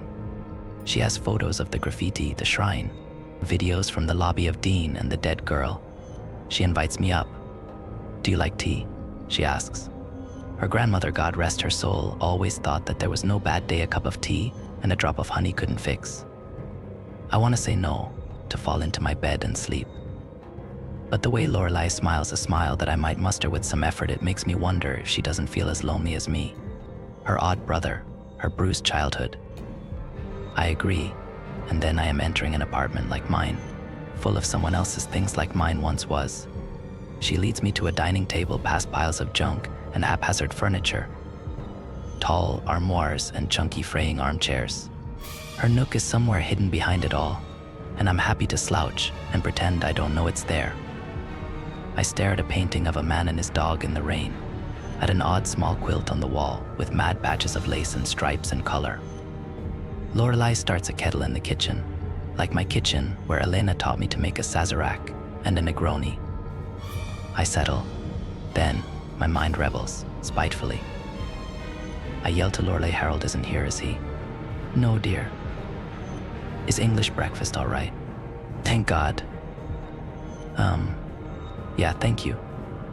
Then I'm on my phone, looking at photos, opening a text. I type, hey. She responds immediately, shuffling dots for a minute, then, I might be a shitty person. You're not. Men, or maybe just a little. I miss you. Yeah, same. What are you up to? Don't judge ... having tea with Harold, the landlord's sister. I put down my phone as Lorelei trots in and sets down my cup. I thank her, sip, gulp, feel warmed. She says she won't be a minute with the photos. Elena has texted, LOL. Golden Girls is a vibe. Okay, so don't think I'm a stalker, but I was looking at the building the other day. You were home. Your lights were on. I was thinking about you, and then I noticed something. She sent a photo. Do you see it? I look at the picture, slightly grainy. It's evening. The building siding is white stucco, 7 stories, almost Mediterranean looking. There are dozens of windows. I find mine quickly, corner unit, 5 rows up. The corner, my bedroom, curtains green against the light. My bathroom, a small window. My living room has one window with another green curtain. I see it. And between it and the bathroom, another window, dark, where the nook should be. I stand, feeling stress or dread or something unbalancing. I meander around the maze of furniture, around a lacquered dressing screen, to the space in 604 where the nook should be. There's a window, a bundle of chains rolled beneath it, blue plastic pieces, an emergency ladder. I stumble backward into a banquet. China rattles. My limbs feel heavy. Then I don't know. I'm touching my phone, sloppy fingers. The screen is spinning. The room, my vision. Then black. Everything black, footsteps. The subtle scent of lavender perfume. A voice in my ear, you know? My handsome Harold always said you smelled like cunt. You easy girls go after anything, don't you? Well, there is nothing in the middle. No dream. No Oz. I awake in a hospital bed, wearing a gown, seeing Kristen's face. She tells me not to get up. I'm too woozy anyway. My mouth is dry. The story she knows came from Elena. An hour after my last text gibberish, she went to check on me at my place. She had a key. I gave her one once. She finds a woman, tying me up with rope. On my living room floor. Elena goes feral on the woman. Breaks 2 of her ribs and that bone around the eye. She calls the police afterward. Then Elena's making a statement and showing the texts and shouting about the nook. No one is listening until she takes an end table and heaves it at the wall. The police almost shoot her. And then, They see the flies crawling from the hole she made in the drywall, and they smell the lavender and smell something worse beneath it. The officer told the rest the space behind my wall, the body, doused with perfume, tied with rope, gagged. Dean. He'd been missing for 5 months. The police had been looking for him because of Sylvie, but he hadn't been dead that long. The police tore down the wall and found a rough-cut hidden corridor beside it. And in back of Dean was another body and a wall, and another body and a wall like files in a filing cabinet. Then a window just below Unit 604. None of them had enough room to turn their heads. They pissed and shit between the walls. They waited, extending a hand into that corridor to tap their haunting pleas. The oldest body had been there for 15 years. All of them were missing persons. College students who up and vanished. A man, a woman, and Dean. And all of them had someone special in their lives. A woman, a man, and Sylvie. Only Sylvie was ever found. I feel sick as Kristen wrinkles her nose. For nearly 5 months, Dean had been alive, in my wall, bumping and tapping.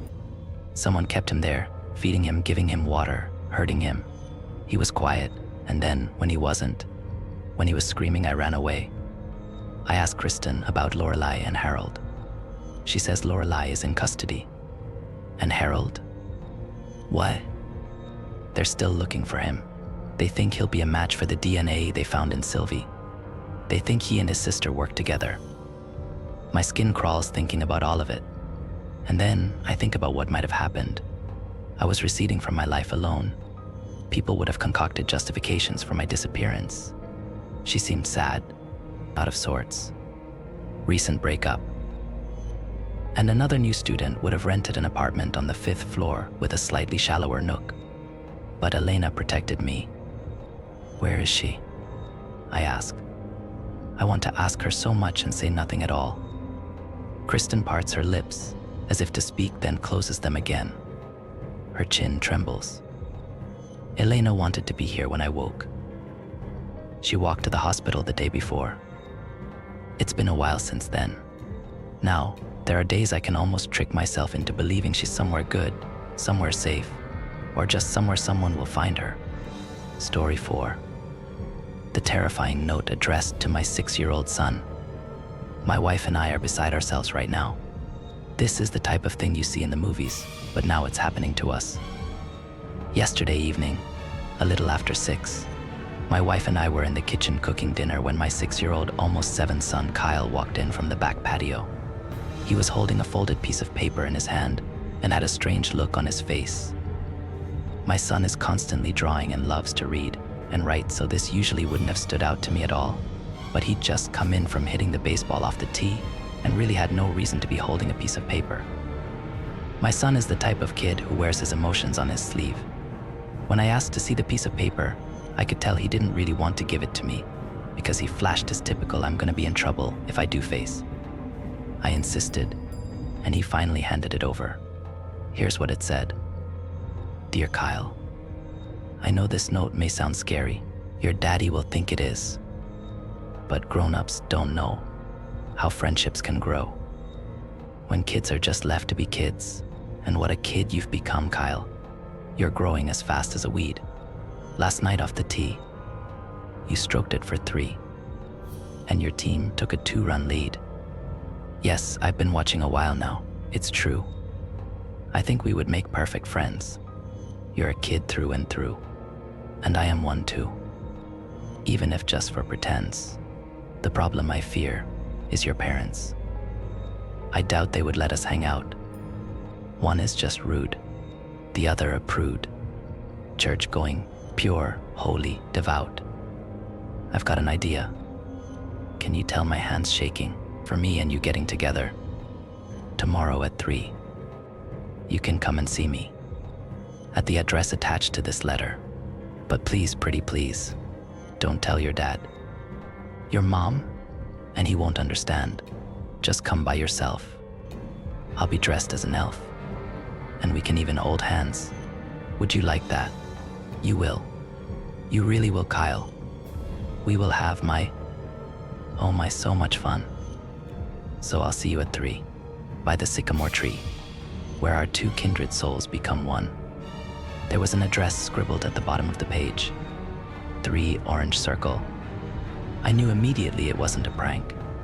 Carrie, my wife, is the youth group leader at our church, and Kyle did just have a t-ball game last night. Orange Circle is only 1 street over from our street, and I'm pretty sure lot 3 is the corner lot on the cul-de-sac, which has an empty house with a large sycamore tree in the backyard. Was this sicko really watching Kyle's game? What would have happened? I hadn't seen him with the letter. I shouted for my wife to come read it. When she did, she flipped out and ran for the phone to call the police. I flipped the note over, and on the back was some more text. I couldn't read it at first, but quickly realized it was written backwards. I'm guessing so Kyle couldn't have read it. To read it, I had to hold it up in front of a mirror. And now, just in case, if your dad's reading this, it's time to tell him a story. If your mom flaps her hole, or your dad tells a soul. I'm afraid things might get rather gory. On the 10th of July, 1995, a woman named Susie went missing. Susie, you see, unlike you and me, wasn't careful about who she'd been kissing. I kept her a while, but old things get so boring, and in time I had gotten my fill. I threw her away, and to my great dismay, the hunger I felt plagued me still. I tried to bury it deep down inside, where nothing down there can escape. But lately, it seems, I see Kyle in my dreams, and that hunger can no longer hide. Now that you know what I'm capable of, more than both of you can comprehend, if one word is spoken, then children get broken. And Susie will have a new friend. The police arrived in a half hour, and we showed them the note. They told us to stay inside and lock the doors for the remainder of the night. The man had obviously been in our fenced-in backyard, which made me sick to my stomach and had me cursing myself for not installing the security camera I'd gotten for Christmas. Nothing happened last night, thank God. This morning, I got a call from the detective assigned to our case. He'd reviewed the list of missing persons cases from 1995, and something had turned up. Suzanne Carrington went missing July 10th, 1995, just as the note said. The last person to see her alive was a friend who saw her at the 24-hour gym they attended together. Susie had said she'd met someone new and wanted to get a quick workout in before getting ready for their second date. Susie was never seen again, and the man was never identified. And maybe the worst part was Suzanne's address, 3 Orange Circle. I'm supposed to meet with the detective later this evening. What should we do? The detective just called back. They're sending an unmarked patrol car with 2 plainclothes officers to 3 Orange Circle at 3 p.m. today. Kyle's teachers have been notified, and he's safe at school and won't be going to recess today. I'll update tomorrow with any news. I'm so sick to my stomach right now, I don't even know how to type this or where to start. Okay, after we got the second note yesterday, shit hit the fan. Carrie immediately called Kyle's school and told the principal about both notes and how the second one threatened Kyle's friends. The principal immediately sent out an email to the school listserv with the details, letting parents know the school was probably the safest place to be, but they were welcome to pick up their kids if they wanted to. All of the classes are pretty small, so each teacher was also instructed to call their students' parents personally. We got the email about 15 minutes later, but decided to leave Kyle at school, at least for now. Our security system was installed yesterday, but the school still feels safer at this point. It also gives Kyle some kind of normalcy. I talked to him yesterday about what was happening, and he seems to grasp how serious it is. The first thing he said was, "I'm sorry," and started crying, like this was somehow his fault. I know just how you feel, buddy. Kyle feels guilty for giving us the note, and we feel guilty for somehow setting off this psychopath. I guess that's what this sicko wanted, though. Well, he succeeded. Pretty fucked up. I called my boss and was given yesterday and today off work. I tested out the security system and made sure all the windows and doors were secure. I also called as many neighbors as possible to let them know what was going on. It's weird having to tell your across-the-street neighbor, who's nearing 90, there may be a serial killer pedophile on the loose, and to keep her doors and windows locked. She couldn't hear me very well, but I hope she got the picture. Same deal with the woman a couple doors down who has 2 kids in middle school herself. I saw her as she was walking her dog, and she freaked out right there on the spot and pulled out her cell phone and just started dialing her husband frantically. Then I get the call from Detective Carr. They'd gotten the search warrant and executed it on 3 Orange Circle. Remember, this house is 1 street over, less than a quarter mile from our house. If I had stood on my roof, I could have possibly watched them go in. I let out a large sigh of relief when he said no one was living there. It was good to know this person wasn't hunkered down in our neighborhood watching us. The detective said he did find some evidence, although he refused to tell me what it was. He said it could compromise the case. This leads me to believe that SKP used the house for something. Maybe he took his victims there. There was a basement too, with a thin concrete floor which looked newer than it should, he said. He believes that if Suzanne Carrington is dead, she might be buried in the basement. They're gonna dig it up, starting tomorrow or the next day. Oh, also Detective Carr found Suzanne's missing persons file. There's not much there, but the detective that worked her case still lives here. He's retired, but he's willing to talk. Detective Carr wants to find out if there's anything he saw or heard back in '95 that could help something he may not have included in the file because he didn't think it was important. Right now, it's the only lead they have. I think they're supposed to talk today. Okay, I've been putting this last part off, but I have to tell everything. My hands are shaking as I type this. I woke up this morning and went to get the paper immediately, hoping there'd be an article warning everyone about this psychopath. At least then I could rest a little easier knowing most people in town would be prepared. Instead, I read this: police on the hunt for child's kidnapper. Oh God, everything suddenly became real. I think somewhere deep down I hoped SKP was just a deranged individual who wouldn't really act out his threats. But when I read the headline, that all came crashing down.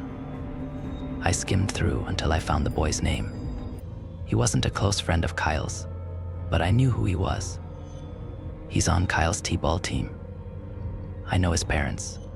His parents pulled him out of school yesterday after the email went out.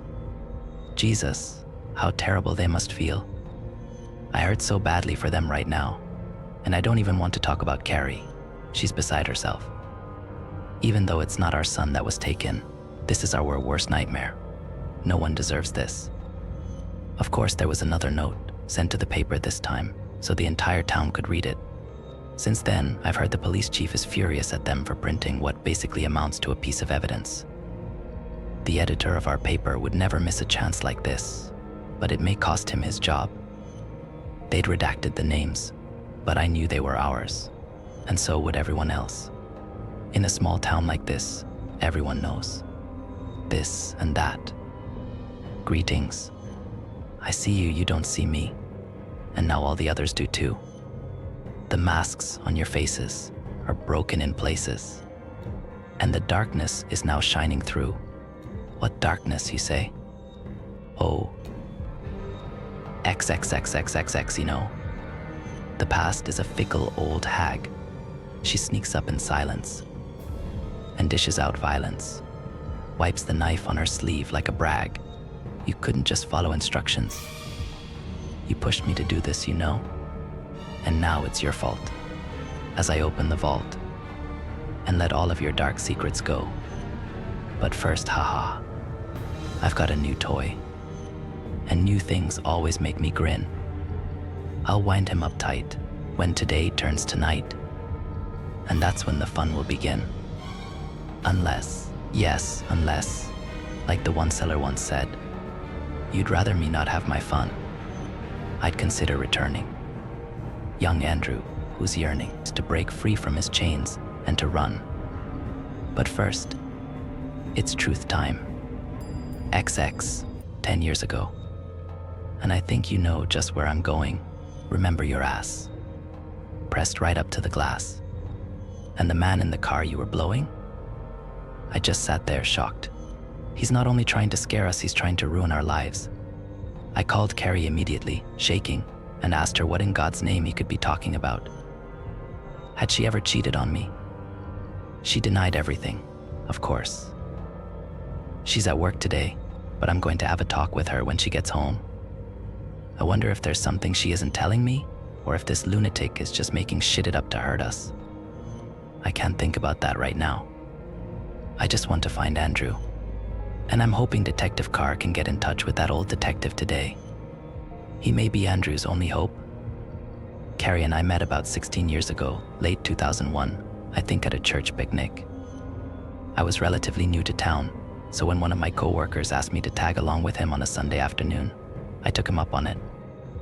I'd always heard churches and supermarkets were the best places to meet wholesome, single women, and that turned out to be right. That afternoon, I met the most beautiful girl I had ever seen. She was standing behind a bowl of fried chicken, her greasy apron reading Union Street Methodist Church, laughing as she doled out legs and thighs and breasts to people's plates. I remember her blonde hair was pulled up in a tight ponytail and swung to the side as she turned her head, like a cheerleader or something. I was hooked from the moment I saw her. After lunch, I struck up a conversation with her, and we hit it off immediately. We started dating soon after, and were married in October of 2002. That was the best day of my life. The second best was the day Kyle was born. Reading the note that Psycho sent to the paper tore my heart in two. My first thought was, not my Carrie. Even though she denied ever cheating on me, I couldn't get the image of my wife of 15 years in a car with some other guy doing that, no less out of my head. By the time she got home last night, I was angry, seething actually. As soon as she stepped through the door, I confronted her, the newspaper clutched in my hand. Me, why weren't you answering your texts? Carrie, sorry babe, I got busy. You know how my boss is. I can't have my phone out while I'm working. Me, you've always been able to text before. What's going on? The look on her face told me everything. She wasn't a good liar and I could tell something was up. For some reason, this made me less angry. She looked hurt. Carrie, nothing, Dean. She wouldn't look at me. She moved into the living room where Kyle was, watching TV, and told him to go to his room. She started randomly picking up things off the couch like she was cleaning. Me, I know that look, you're a terrible liar. Babe, please, Andrew is missing, and this psycho has him. If any part of that letter is true, you have to tell me. Whatever it is, we'll get through it. It felt like a lie, hot and searing in my throat, but I said it anyway. She stared at me, tears welling in her eyes, and then she just broke down. She crumpled onto the couch and sat there with her head in her hands, sobbing. I sat down beside her and rubbed her back. Me, Carrie, it's okay. My heart was thumping out of my chest at this point.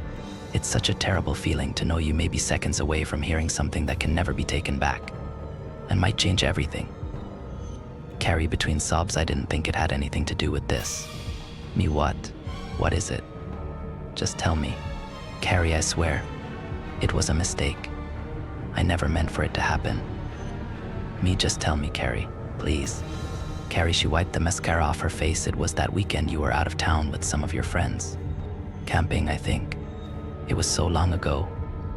8 or 9 years. Me, I remember. I'd gotten together with some college buddies, which didn't happen very often. We hadn't made it back until late Sunday night. Carrie, me, and the girls went to the bar that Friday night. I swear, I didn't think I drank that much. I had a couple beers, I think, but no liquor and no shots. And there was this guy there, and me, and what, Carrie? Carrie, she looked at me, finally, don't make me say it. Me, it's true. Carrie, oh God. I'm so sorry. I remember sitting at the bar next to Jenny, and a guy coming up and talking to us. Next thing I remember is sitting in his car in that parking lot by the river. I couldn't remember how I got there. I was so ashamed, I swear. We didn't have sex, he wanted to. But I said no. Me, I'm tearing up by this point, holding back anger. Just some random guy? In a parking lot? Jesus Christ, I'm trying to understand, Carrie. Carrie, I know it doesn't make any sense. I don't know what happened, I've never done anything like that before. And no, not random. That's the fucked up part about all of this. I met him at the church. Me at church? Our church. Carrie, that Friday was a service day. We were going to Gentle Hills, the nursing home on Silver, to visit the residents. The youth group does this thing called clowning, where they dress up as clowns and paint their faces and bring balloons to the nursing home residents who can't get out. They absolutely love it. I brought the idea to the adult Sunday school class, and they wanted to do it too. When we met at the church, that guy was there. I'd never noticed him at church, but I assumed he was just someone's friend. Dean? I was speechless by this point, tears rolling down my face, devastated. But I didn't have to tell her that. She knew. Carrie, I'm so sorry. Me, did he tell you his name? Carrie Ray, I think. She sniffled. If he told me his last name, I don't remember. Dean, I know what you're thinking. It couldn't be the same guy. He was just a normal guy. Jeans, button-down shirt, clean cut. He seemed pretty drunk, but otherwise he seemed normal. I think he said he was an accountant. He did make some joke about us making good-looking children together, but I just chalked it up to him trying to tell me I was pretty. I think I joked about not wanting to ever have kids. That was obviously before we had Kyle. Maybe this psycho saw us somehow? Maybe he was out there by the river. I don't know. Me, have you seen this guy since then? She looked like she didn't want to answer. Me, Carrie? Eerie, he called me. The next day. I guess I'd given him my number. He said he wanted to see me again, that he was in love with me. I was so ashamed, I didn't know what to say. I just hung the phone up on him, blocked his number. I swear, I never saw him again. I just wanted to forget about it. Me, never. Carrie, I haven't seen or heard from him since. I swear to God. She turned to face me. Dean, I'm so sorry. I don't have any excuse for what happened. I guess I drank more than I should have, and I made a terrible mistake. I know I've ruined everything. And now all this with the kids. Please, babe. I got up right then and left her on the couch, sobbing. If I would have said anything, it would have been, it's over, but I couldn't bring myself to say that either. I loved Carrie. Still do. But I knew I had to get away from her for a little while at least. I blamed her for not telling me about what happened as soon as we got the first note from Kyle, even though there really was no reason for her to think the two things were related. I went into Kyle's room and sat down on his bed. He was on the floor playing with some figurines. When he saw me sit down, he looked up and asked me if the bad man was coming to get him. Is that why Mommy's crying? I got down on the floor and hugged him close. I hadn't told him about Andrew yet. Wasn't sure if I ever would. No, I won't let that happen, buddy. Not ever, understand? I'm your dad, and my job is to protect you. And that's what I'm gonna do, I promise. I think I hope he believed me. I didn't talk to Carrie for the rest of the night. Avoiding her felt awful, especially with what she was dealing with, but I didn't know what else to do. I couldn't stand the thought of talking to her. Late that night, probably around 10, Detective Carr called. I got off the couch and walked onto the back porch as he talked. Carrie was asleep in the bedroom, and I didn't want to wake her.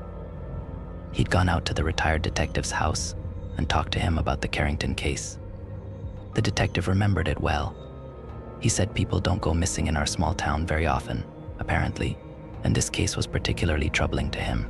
A young girl from a good family suddenly disappears without a trace, and he couldn't bring her home. It still haunted him.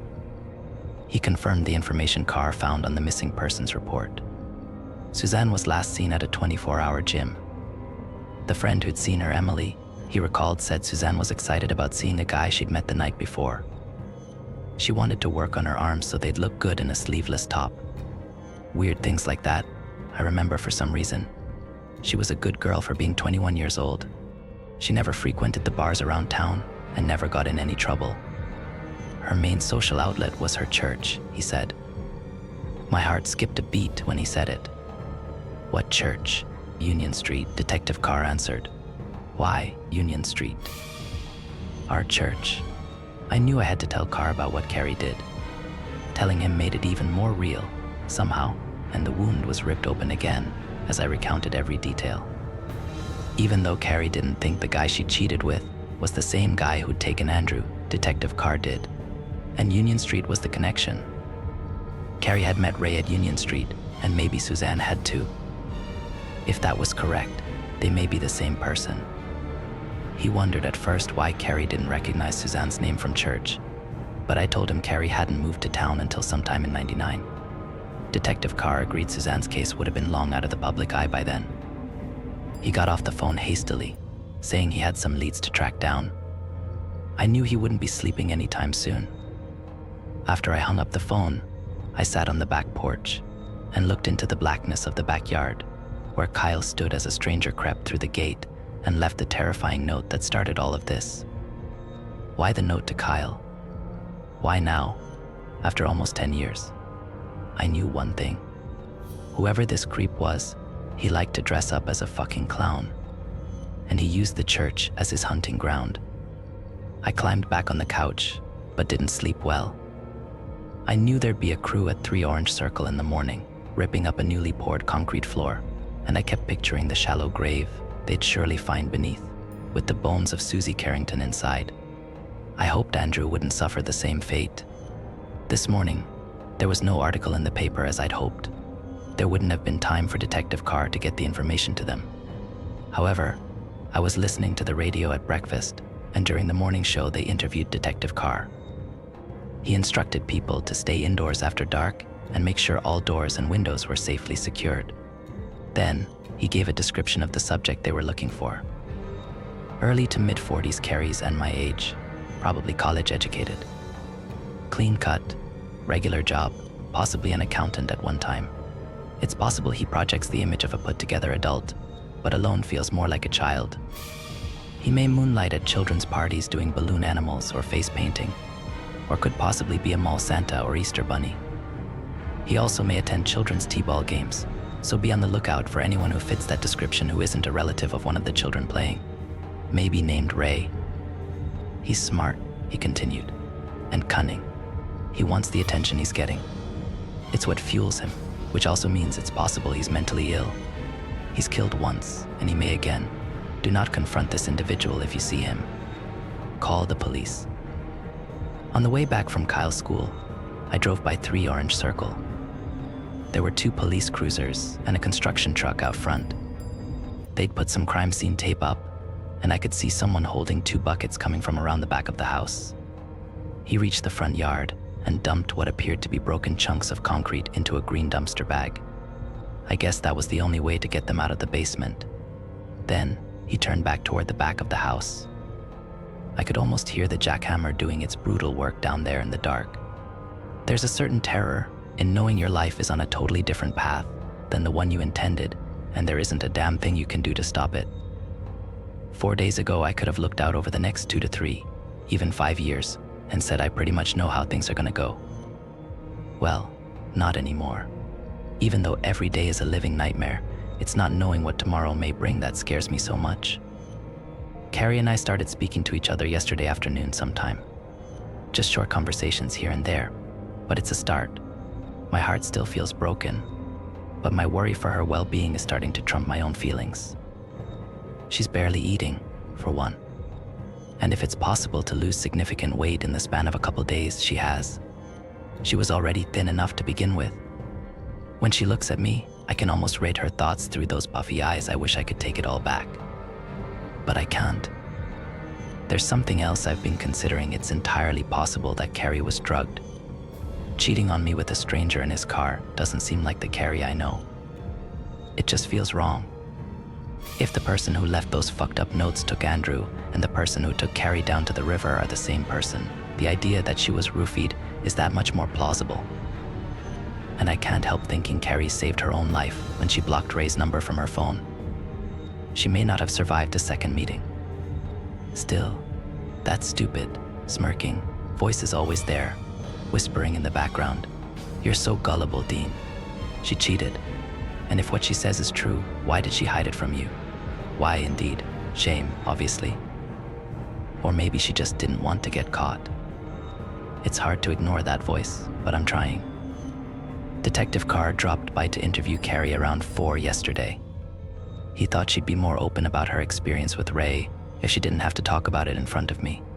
So I sat outside on the porch while they talked, that jealous little voice badgering me the entire time. When they were done, Carrie left the house to run an errand and Carr and I talked in the living room. Of course, the police department had gotten dozens of calls after the radio show, which had sent our little town into a tailspin. I guess giving a name and a persona to this psychopath, whether correct or not, had really touched a nerve. People were reporting every single little suspicious thing they saw, which left a lot of work for Carr and his team. Every person that wore a hoodie, acted strangely, or was in an area they wouldn't normally have been in was reported. The mall canceled its Easter Bunny pictures, which were supposed to take place each day of the week leading up to Easter. I'd gotten a text from Kyle's coach explaining Kyle's T-ball season was canceled too. Temporarily, at least. No one wanted to be responsible for another child being taken. Leads needed to be followed, no matter how small, Carr said, but he knew he'd be lucky if any of them amounted to anything. Before he left, I asked Carr about what was going on at 3 Orange Circle. Had they found anything? He said the construction crew had finished breaking up the concrete floor and hauling it out just after lunch. He was waiting on the forensics guys. He laughed when he said it.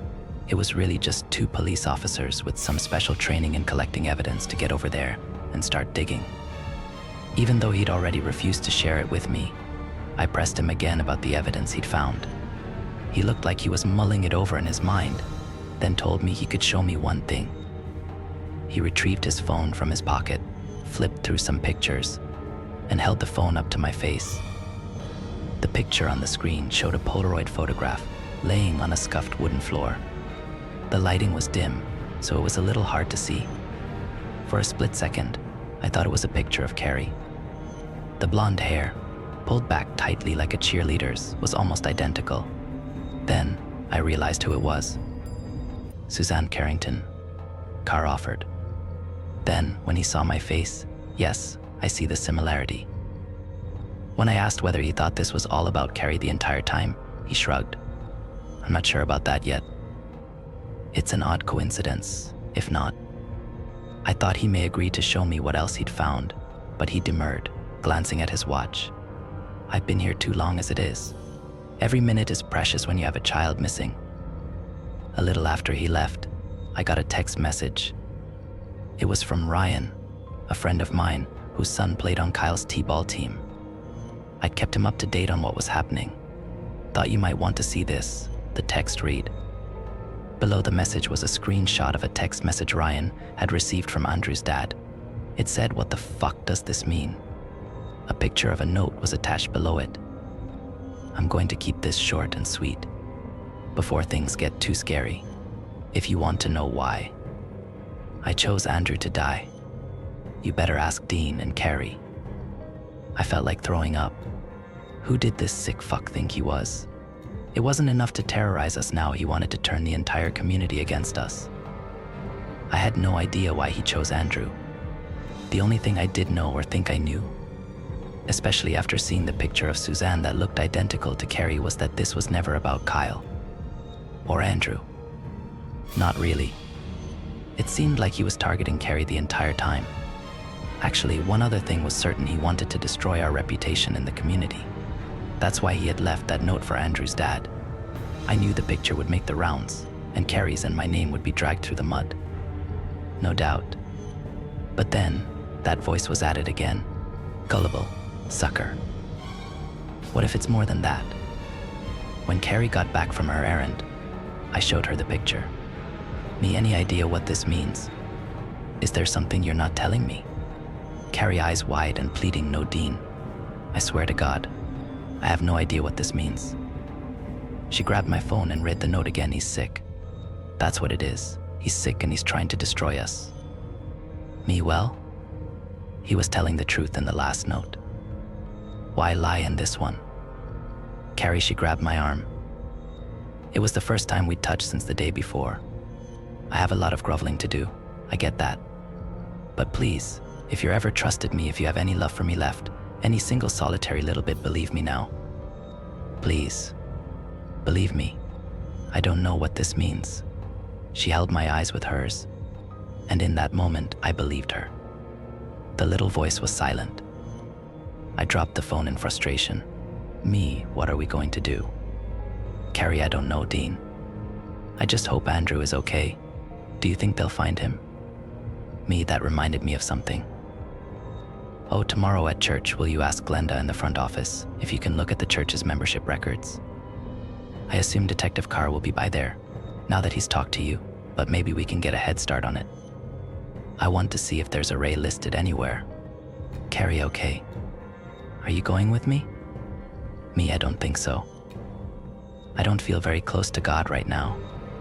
She looked like the words hurt her, but she also looked like she understood. This morning, Carrie went to Union Street and met Glenda before Sunday school. The church didn't keep any digital membership records, but Glenda did find a box with all of the membership bulletins for the last 10 years. The kind with each member's picture and their name underneath. When Carrie called, her words were dripping with disappointment. She couldn't find anyone named Ray or Raymond. She asked Glenda to make a copy of each of them for Detective Carr and said he'd probably be by later to pick them up. While Carrie was at church, I got a call from Ryan. Apparently, a lot of the dads are upset that the entire T-ball season was canceled. I know some of these guys, and you probably know some guys just like them. They have big trucks and guns, and they feel like they could protect their sons just fine if they were allowed to continue the season. I sort of agree with them, deep down, but I also understand it's better to be cautious. Andrew was taken right out from under his dad's nose, after all. Ryan isn't as bad as some of them, but he also agrees that this psychopath wouldn't make a move out in the open like that. So, they were supposed to have a practice game today at 1, just to get some of the kids together at the field and let them feel like they're actually getting to play. Full dress, scoreboard, ref, all that. The problem was, none of the dads could get in touch with the head ref. Some of the dads had been texting and calling him since the season was canceled, but they hadn't gotten a response. That's what Ryan had called about, to bitch about the refs. The call was breaking up, but I thought Ryan said Ray's usually here whenever we need him. He loves doing these games. He's out here every chance he can get. Me, wait a minute. Say that again. Ryan, I said Jay's usually out here, but he won't answer his phone. Me, shit, he just about gave me a heart attack. Jay who? Do I know him? Ryan Jason Fisher. He's been the head ref for a while. Me, who's his kid? Ryan doesn't have any kids of his own, just likes T-ball, I guess. When he said it, something went off in my brain. Like a bell tinkling. Me, how old is Jay? Ryan, I don't know, close to our age. 40s. My heart started to thump in my chest. Me, and you haven't talked to him in a couple days. Any idea why? Ryan, no. Like I said, he usually texts back. He's the one who assigns the other refs when he can't make it. I guess I'll need to track down someone else's phone number. Me, keep trying to reach him, Ryan. And listen, if you get him, do you mind letting me know? Ryan, yeah, why? Me, I don't know. Maybe I'll bring Kyle out there. Ryan, really? I thought you said. Me, just let me know, okay? Ryan, will do. Me, I gotta run. Talk to you later. My hands were clammy as I texted Carrie's phone. Emergency. Please call me back. About 2 minutes later, Carrie called, almost hyperventilating. Carrie, what's wrong? What happened? Me, nothing. Everything's fine here. I'm sorry I scared you. She breathed a sigh of relief. I need you to do something for me, right now. Can you go back to the office? I want you to look for another name. I'll stay on the phone. Carrie, another name? Okay, hold on. I could hear the phone rustling as she hurried down front steps of the church and around to the side door that led into the office area. Okay, I'm here. The copies Glenda left out for the detective are on the desk. Me, Carrie, look for a Jason Fisher. Start in the one farthest back. 2007? Carrie, yes, 07. Jason Fisher. Okay, let me see. I waited. She was breathing heavily, and I could hear her rustling through the pages. Then, she gasped.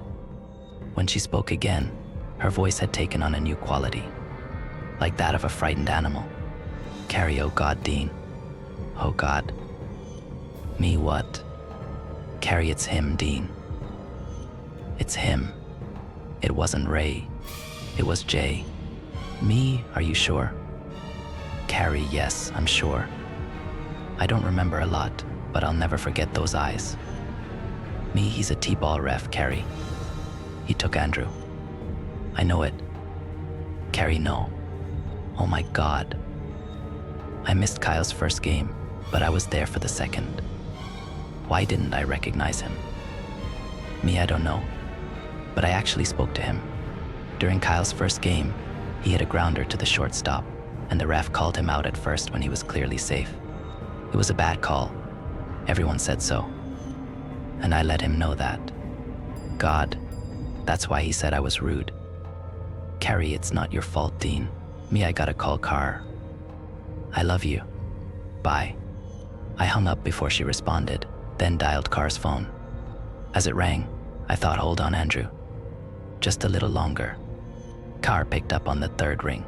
Me, it's Jay, not Ray. Carr, wait, slow down. Me, I took a deep breath. Carrie looked at the church membership bulletin from 07. She recognized Jason Fisher as the guy from 10 years GO ... when she. Carr, okay. Me, and he's a T-ball ref. Umpire, whatever you call them. He goes by Jay, and no one can reach him, not for the last several days. I think he's got Andrew. We have to hurry. Carr, does your wife have an address? Me, address? Carr, the bulletin. It should list an address. He may not still live there, but it's as good a start as any. Me, okay? I'll call you back. I hung up and dialed Carrie's cell phone. After 5 or 6 rings, her voicemail picked up. I hung up and texted her. Need Jay's address. Check the bulletin. I hopped off the couch and grabbed my keys in a mad rush to get to my truck. I climbed inside and waited, hand tapping on the steering wheel. I started to text Ryan to see if he knew Jay's address, or could get it, when Carrie's text dropped down at the top of the screen. 15 Franklin Drive. I texted her back, thank you. Is Kyle okay? Nursery at church. Fine. I called Detective Carr as I whipped my truck out of the garage. When he picked up, I was almost shouting. Me, 15 Franklin, doctor, that's his address. Carr, okay, got it. I've already radioed it in, and I'm heading that way. Dean, are you on the road? I turned down the radio, which was blasting some shitty pop song I'd heard a million times. Look, you know this guy is extremely dangerous. I heard his siren start its piercing wail. You and Carrie need to stay where you are, and... I hung up and tossed my phone onto the passenger seat. I knew he was right, but there was no way I was sitting this one out. Carrie and I had gotten Andrew into this mess, and I had a sinking feeling he'd need at least one of us to get him out. I called Carrie twice more on the way. This is Carrie. Leave a message. The second time I did. Carrie, where are you? Are you okay? Please call me back. Franklin Drive was only about 10 minutes from our house, per my GPS, but I made it in about 8. The streets were always empty on Sunday mornings, and I hit almost every green light. If Carr was anywhere near the police station, that meant he'd be several minutes behind me. As soon as I turned onto Franklin Drive, I felt like I'd been punched in the gut. Carrie's white SUV was parked in front of a small brick house about 3/4 of the way down the street. I recognized it immediately by the purple sticker on the back window. It was from Kyle's school. In that moment, for some weird reason, the only thing I could think was at least I told her I loved her. And that's a brutal thing to have to think about someone you love. I pulled in behind her and jumped out of the truck. I thought I could hear sirens blaring in the distance, but I couldn't wait. Carrie was inside somewhere. I made my way toward the front door, which was closed, but then I heard some shouting coming from the back of the house. and I saw the gate on the side of the house was wide open. I ran around the side and barreled into the backyard. Jay was standing in the center of the yard, but he didn't quite look how I expected. He was tall, over 6 feet, and had a baseball cap pulled down low over his eyes. The beginning of a wispy beard was showing on his jaw and neck, and the hint of a belly protruded through the bottom of his one size too small t-shirt. He stood as if his legs could barely hold him up anymore, like a prize fighter after a losing bout. Andrew stood next to him, atop a box which sat on a tall kitchen stool. Duct tape was wrapped around both his eyes and mouth. He was standing perfectly still, hands at his sides, as Jay screamed at Carrie to stay back. There was a noose around Andrew's neck, tied to the branch of a sycamore tree, which hung many feet above his head. Carrie was standing in front of me, and to the left, still in her dress from church. It billowed in the breeze around her thin frame. When Jay saw me, he narrowed his eyes. "Jay, I wondered when you'd show up, Diano. Such a rude one you are. Didn't your mother tell you that wasn't nice?" Carrie glanced back at me, but kept her body turned toward the threat in front of her. She mouthed, "I'm sorry," before swinging her head back around. "Me, just let him go, Jay." I held my empty hands up. "I'm sorry for being rude. No one needs to get hurt. Jay, no one needs to get hurt. It's too late for that, bucko." "Carrie, what do you want?" "Jay, you Carrie. It was always you." "Carrie, why the note to the paper then? Surely there was a better way to have me. Instead, you ruined me. And you outed yourself, Jay, because you lied to me. And I didn't want you to lie anymore. If I'd come looking for you, you never would have had to tell Dean about our little affair, so I pushed you. And then you had a choice. Tell Dean about your little secret, so he could put the pieces together, or keep it from him and let little Andrew die. Since you're here, I guess it means you came clean. And what a wonderful little moment that must have been. Now everyone will know, and no one will want you, not even your husband." He turned away from her. "How's that wonderful marriage now? Do you like my sloppy seconds?" "Me, okay, you won, Jay. You won. What do you want to hurt Andrew for?" "Jay, I don't want to hurt Andrew." He rubbed a shaking hand through his hair. "All this time. I've been good all this time. When you're good, you're supposed to get a treat." He looked back at Carrie. "You told me you didn't want to have kids. You said that. And then I heard them call Kyle's name at his t-ball game, and I saw you in the stands, and I just..." He swayed a bit, and when his hip bumped the stool, it almost went toppling over. Andrew reached out his arms, balancing himself, and the stool righted, but not before something fell from the back of the box behind Andrew's feet onto the ground. Jay leaned down and picked it up. It was a large kitchen knife. "Me, you just what, Jay?" I needed him to keep talking.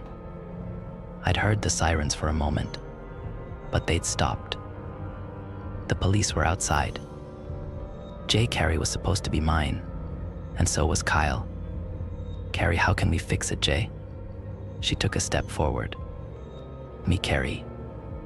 Carrie, Jay, how can we fix it? Jay, we can trade." "Carrie, okay, fine."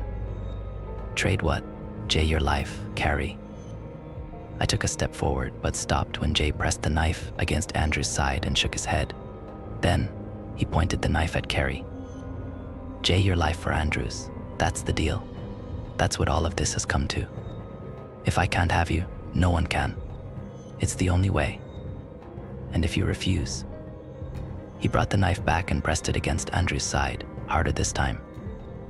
"You'll have to live with..." Carr dropped the knife. Now. Carr was standing in the gate, his service weapon drawn. Jay wobbled to his left and hit himself behind Andrew, putting his foot on the first rung of the stool like he was going to kick it over. Andrew was standing pretty high off the ground, and I realized that if he fell, he'd probably break his neck before he had time to suffocate. "Carr, touch him and you die, Jay. Listen to me. Put the weapon down." There were 2 other officers beside him now, both with their weapons drawn. "Carrie, no, wait." Jay paused, ignoring everyone but Carrie. His foot was still on the rung. "Carrie, it's my fault, Jay. I know that." She took another step. Me, Carrie. What are you doing? Car, both of you. Stay where you are. Jay, a hint of a smile had crept onto his face. Do we have a deal? Carrie, I can't ever take it back, but I can make up for it. Me, Carrie. It's not your fault. I know he drugged you. Jay, do we? Carrie, I love you, Dean. Me, Carrie. Jay, do we have a deal? When Carrie said deal and charged at Jay, the entire world seemed to screech to a halt. It felt like she was running in slow motion, her tight blonde ponytail floating behind her, as if gravity had no dominion over it. I ran then, too, but I was several steps behind her. And I was too late. Carrie, barely 120 pounds, who believed she'd made a terrible mistake and was now going to right it, and Jay Fisher, the 200-pound T-ball ref, who had killed before and thought he owned the life of the one who'd gotten away, collided with a force that I swear was more than the sum of its parts. 10 years of shame and guilt and vengeance exploded underneath that sycamore tree, and as their bodies twisted and fell to the ground, a wayward arm knocked Andrew from his stool.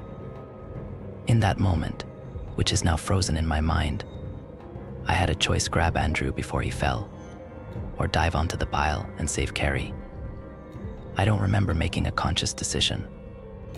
All I know is the next moment I was holding Andrew, the rope tightened around his neck just enough to make him cough, but not to cut off his airway, as I screamed for Carr to help Carrie. Then I heard 2 shots, one right after the other. When I looked down, I saw blood. So much blood. I wondered if Carr had missed and hit Carrie. But when Jay rolled onto his back, I could see both bullet holes. One in his chest and one in his stomach. So why was there blood on Carrie? Once I freed Andrew, I knelt down beside Detective Carr. He was applying pressure to a wound in Carrie's abdomen, where a red stain was spreading. When I heard her cry, it was the greatest sound I'd ever heard. She was alive. Yesterday, my entire world almost ended. Today, things seem a little brighter, but we still have a ways to go. I'm sitting in Carrie's hospital room with my laptop, watching her sleep. The knife pierced her large intestine but missed all other major organs. So far, there are no signs of infection, and the doctors believe with rest and time, she'll make a full recovery. I've replayed that moment right before Andrew fell in my brain 100 times, maybe 1,000. My heart tells me if I'd chosen Carrie, maybe she wouldn't have gotten stabbed. My brain tells me Andrew would have died if I had. I'm not sure I'll ever be able to reconcile that choice. But one thing's for certain now: I know how Carrie felt all those years. It's tough to look deeply within yourself, admit your sins or mistakes, and seek redemption for them. I think that's exactly what Carrie did yesterday beneath that sycamore tree. She made up for the past, and I'm proud of her. Andrew was returned to his father's care completely unharmed. From what I've heard through Ryan, Andrew's dad doesn't believe any trauma, sexual or otherwise, occurred. This should mean that Andrew will be just fine too. And that's going to make Carrie very happy when she wakes up. Once their T-ball season gets started again, oh yes, the dads are already trying to get it going. I need to remember to sit down with his dad and explain what Jay's note about Andrew meant. I hope he'll understand. Detective Carr visited the hospital earlier this morning. Jay Fisher is dead, of course, and the prevailing sentiment in the community is shock and disbelief. Apparently, Jay hid his true nature pretty well. He did used to be trim and clean-cut, but word was he'd let himself go over the last couple years. Oh, and he never was an accountant. He'd applied to be an accountant at the only tax firm here in town, but got rejected. He didn't turn out to be a mall Santa or Easter Bunny either, so Carr got that part wrong, but they did find wigs and face paint in his home at 15 Franklin.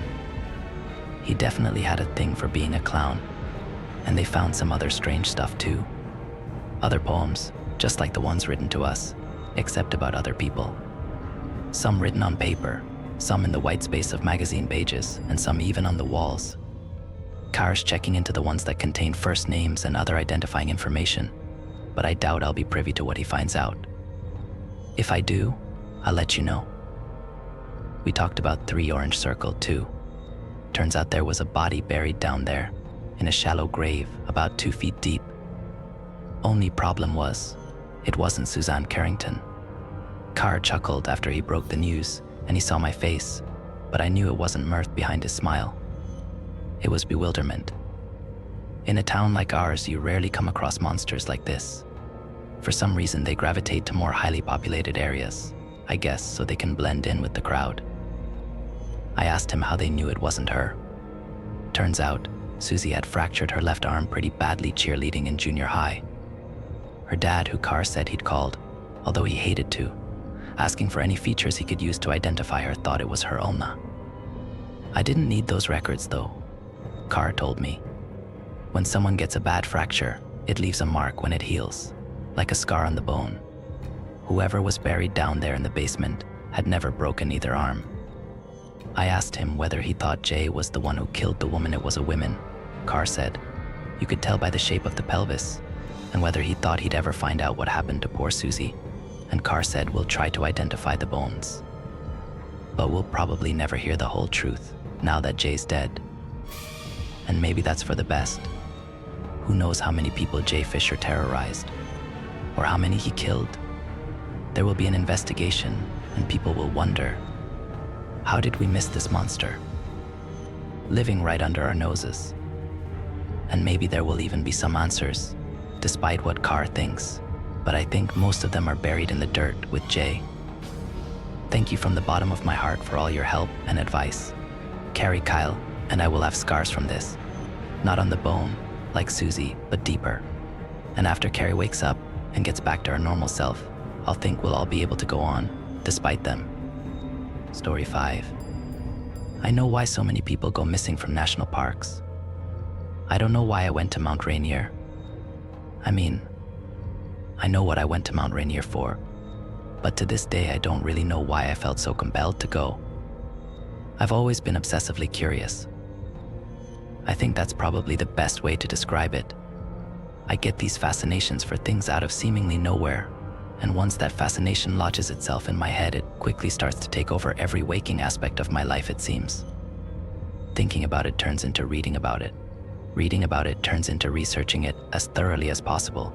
Research leads to investigation, and the rabbit hole of my obsessions just goes and goes. And then as suddenly as this obsession starts, it's gone. Complete and total disinterest, just like that. Ever since I was a kid, it's been this way. I kind of compare it to an itch, and ultimately the only way to really stop an itch is to scratch it, right? I remember laying on my couch on a rainy off day from work and scrolling through YouTube while I waited for the Domino's guy to drop off some buffalo wings when a strange title I'd never heard of came up and caught my eye. Missing 411 strange and unexplained disappearances in America's national parks. As soon as I clicked on that video, I knew I'd found my newest obsession. The Dyatlov Pass incident I had been researching for months now was gone and out the window. Hindsight's always 20/20, as the saying goes. I had no idea that I was about to set an unchangeable course that led me to the horrifying reality I was soon to discover. 3 weeks, and probably 100 videos, a handful of ordered books, and an endless scrolling through every forum and internet thread I could get my hands on. And I was still just as enamored with these missing 411s as I'd been when I first clicked on that initial YouTube video. I'd be genuinely surprised if there were a lot of people reading this who didn't know about David Paulides, the missing 411s, and all of confounding mysteriousness that surrounded these matters. But for those who might be out of the loop, I'll do my best to sum it up in few little bullet points for you. Cliff notes or whatever.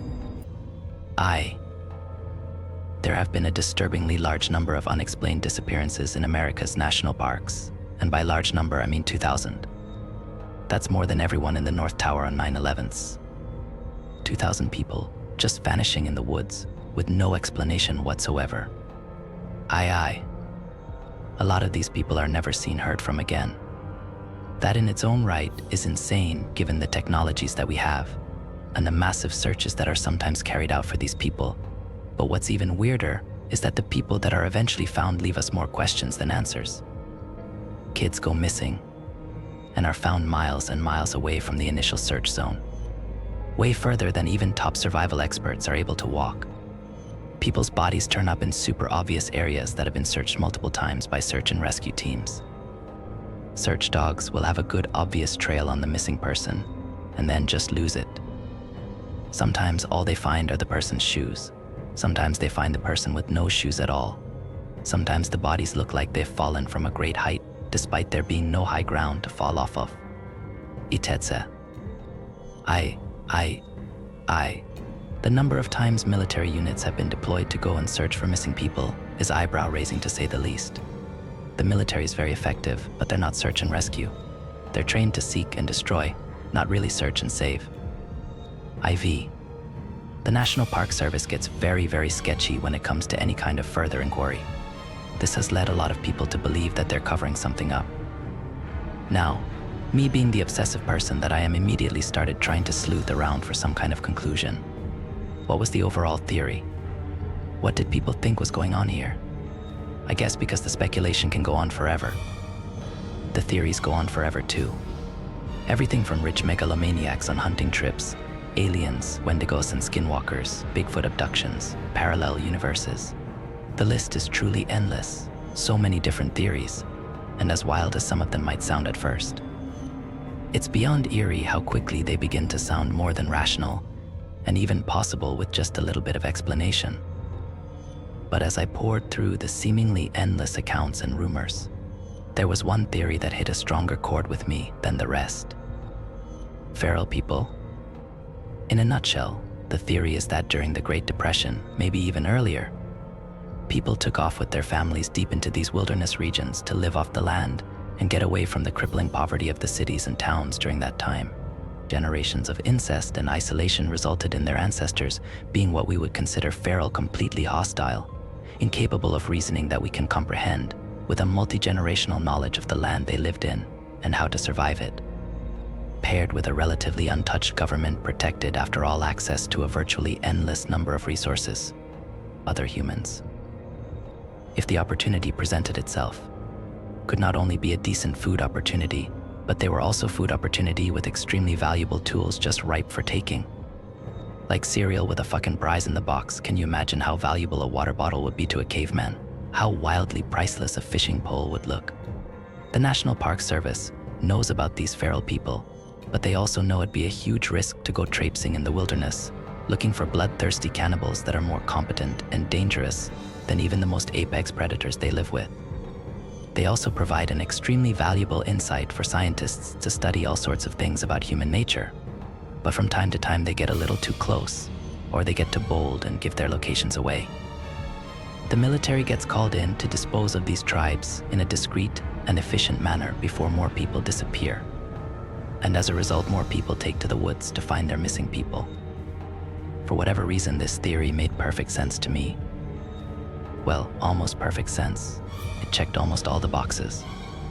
Children and elderly people go missing because they're the easiest to overpower. Hikers who are by themselves go missing because they're by themselves and can be ambushed quicker than a group of hikers could.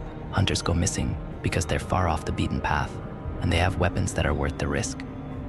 It even explains why bow hunters tend to go missing more than gun hunters. Bows are easier to figure out and lower maintenance. We already know people go missing without a trace and are never found again. Would it be so wild to say in the same breath that people are never found in the first place for the same reasons? Even most of your Bigfoot sightings in these national parks could be explained with the feral people theory. Imagine what you would look like if you had never had a haircut, if you'd never taken a shower, or clipped your nails, or combed your hair, or shaved your beard. Throw a Habsburg jaw or a heavy brow in the mix from years of intrafamilial breeding, and you're pretty much the perfect definition of a Sasquatch at that point. But for all the information and cross-examinations that I would read about to seemingly prove this theory, there were admittedly a few glaring loopholes that, with a bit more thought, would very quickly start to pull the whole idea apart. Humans are truly a scourge on this planet. Anywhere we go, we leave a mess. We make smoke from fires. We burn things down accidentally. We cut down trees and leave bones lying all over the place. The very steps we take kill the forest floor, leaving huge patches of dirt wherever we stay for more than a few days. We are hands down the easiest animal to find. Every human that's ever walked the earth inherently believes that the earth is theirs. I guess that manifests even in the most unconscious of ways. not to mention the scientific probabilities infertility that comes with incest, crippling genetic mutations, etc. For all the positive evidence, I'll be the first to admit there were some serious holes in the theory. So around and around I went with this concept, for months, ruling it in and ruling it out, until one day I was given what I can only describe as a divine revelation. Like the conspiracy gods took pity on my slow decay into insanity and threw me a nice big bone to chew on, and this one actually had some meat on it. I had fallen asleep on the couch amidst another bout of determined research. YouTube was once again in the background. When I woke up from my nap, I went for the remote when the narrator of the video caught my attention. Missing 411s had rabbit-holed into unexplained mysteries in general, and unexplained mysteries had rabbit-holed into crazy discoveries made by scientists and historians. The narrator was talking about this skull that had been found. The picture of it was posted up for the viewer to see while he talked about it.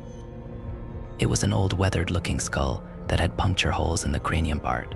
Because of these holes, scientists thought for a long time that this child had been the victim of a human sacrifice.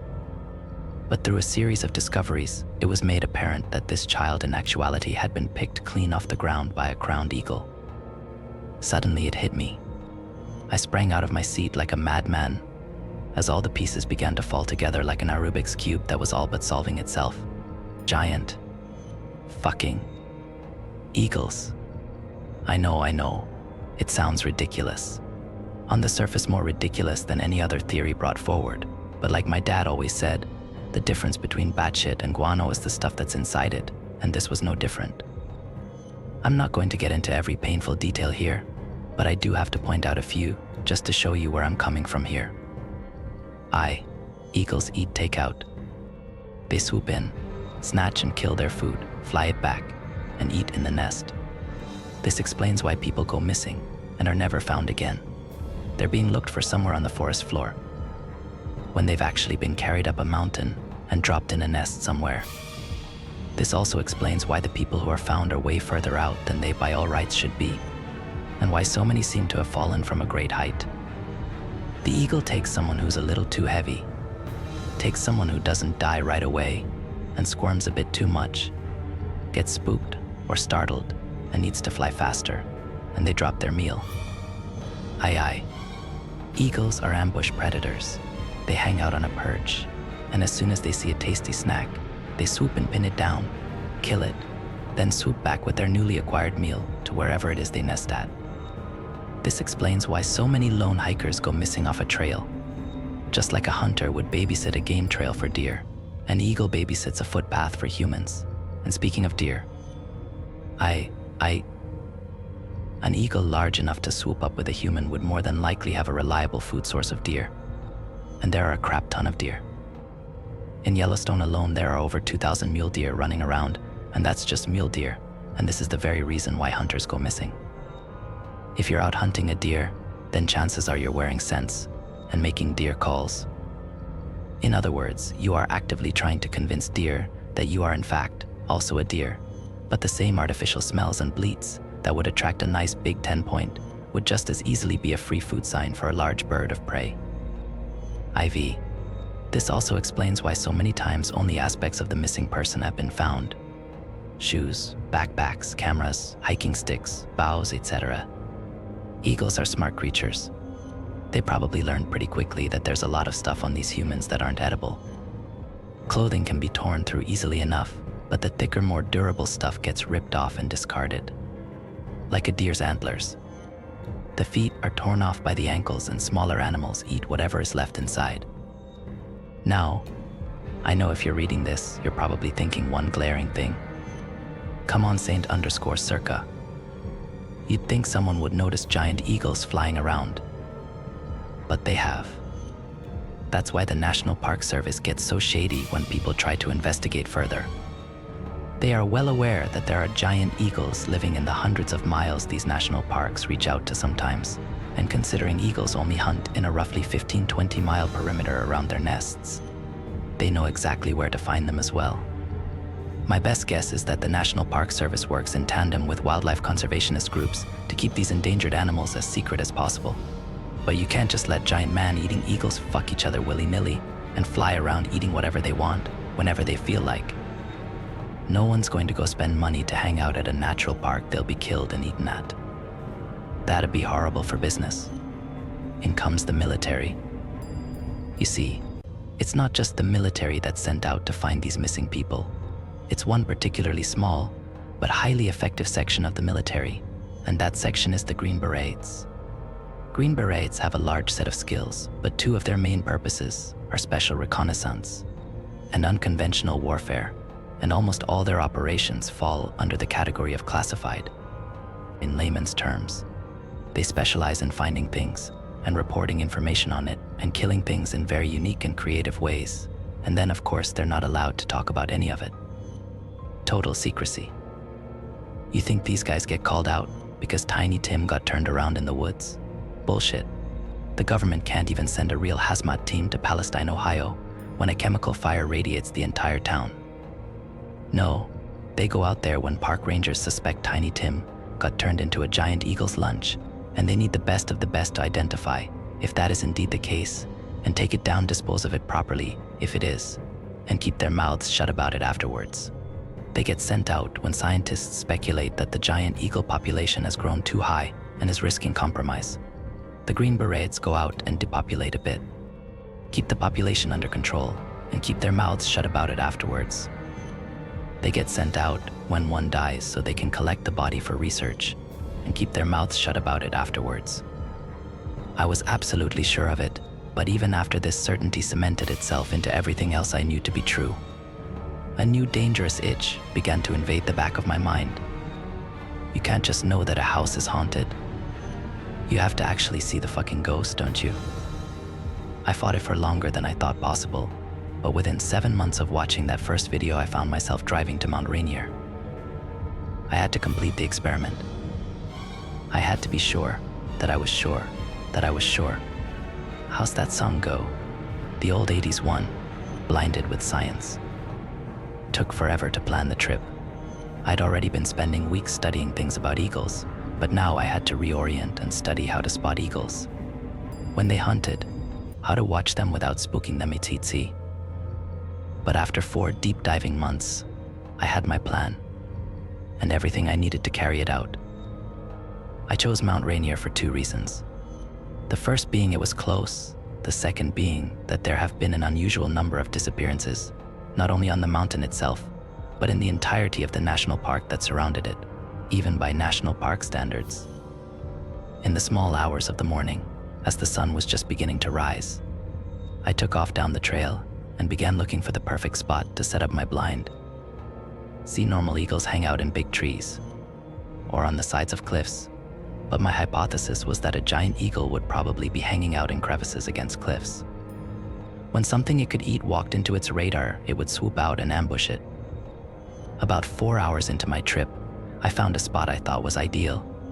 A small hilltop with trees, but not too many trees.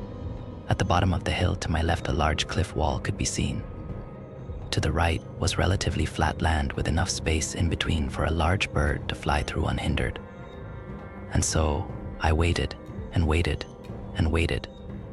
For 3 days I sat in that fucking blind, watching the deer, eating cold mores and trying my hardest not to doze off.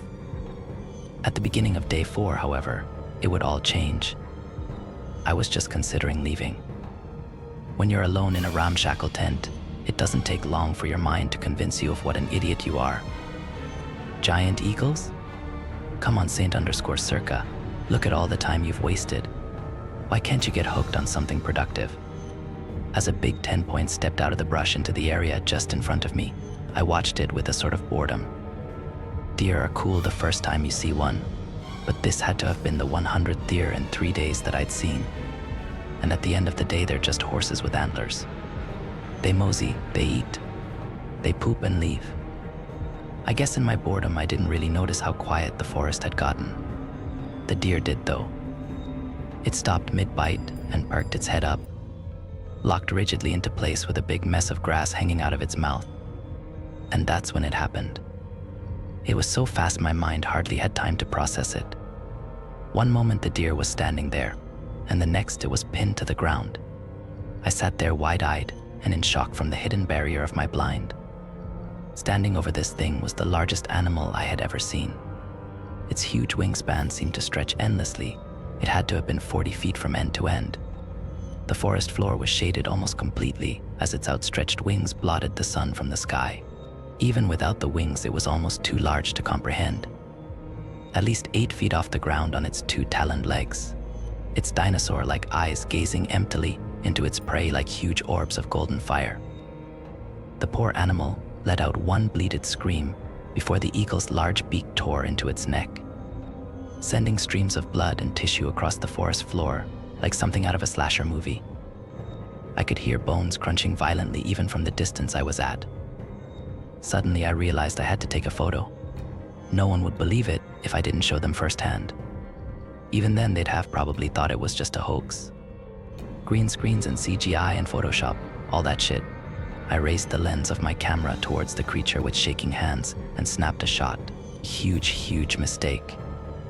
As soon as the camera made that stupid little fluttering sound, the eagle's head snapped instantly in my direction, its lifeless eyes staring with pure instinct straight through the camouflage of my structure. It saw me. Before I could react, there was a sharp blast of wind. In less than a moment, the entire blind was ripped off of its stakes and thrown into the woods around me.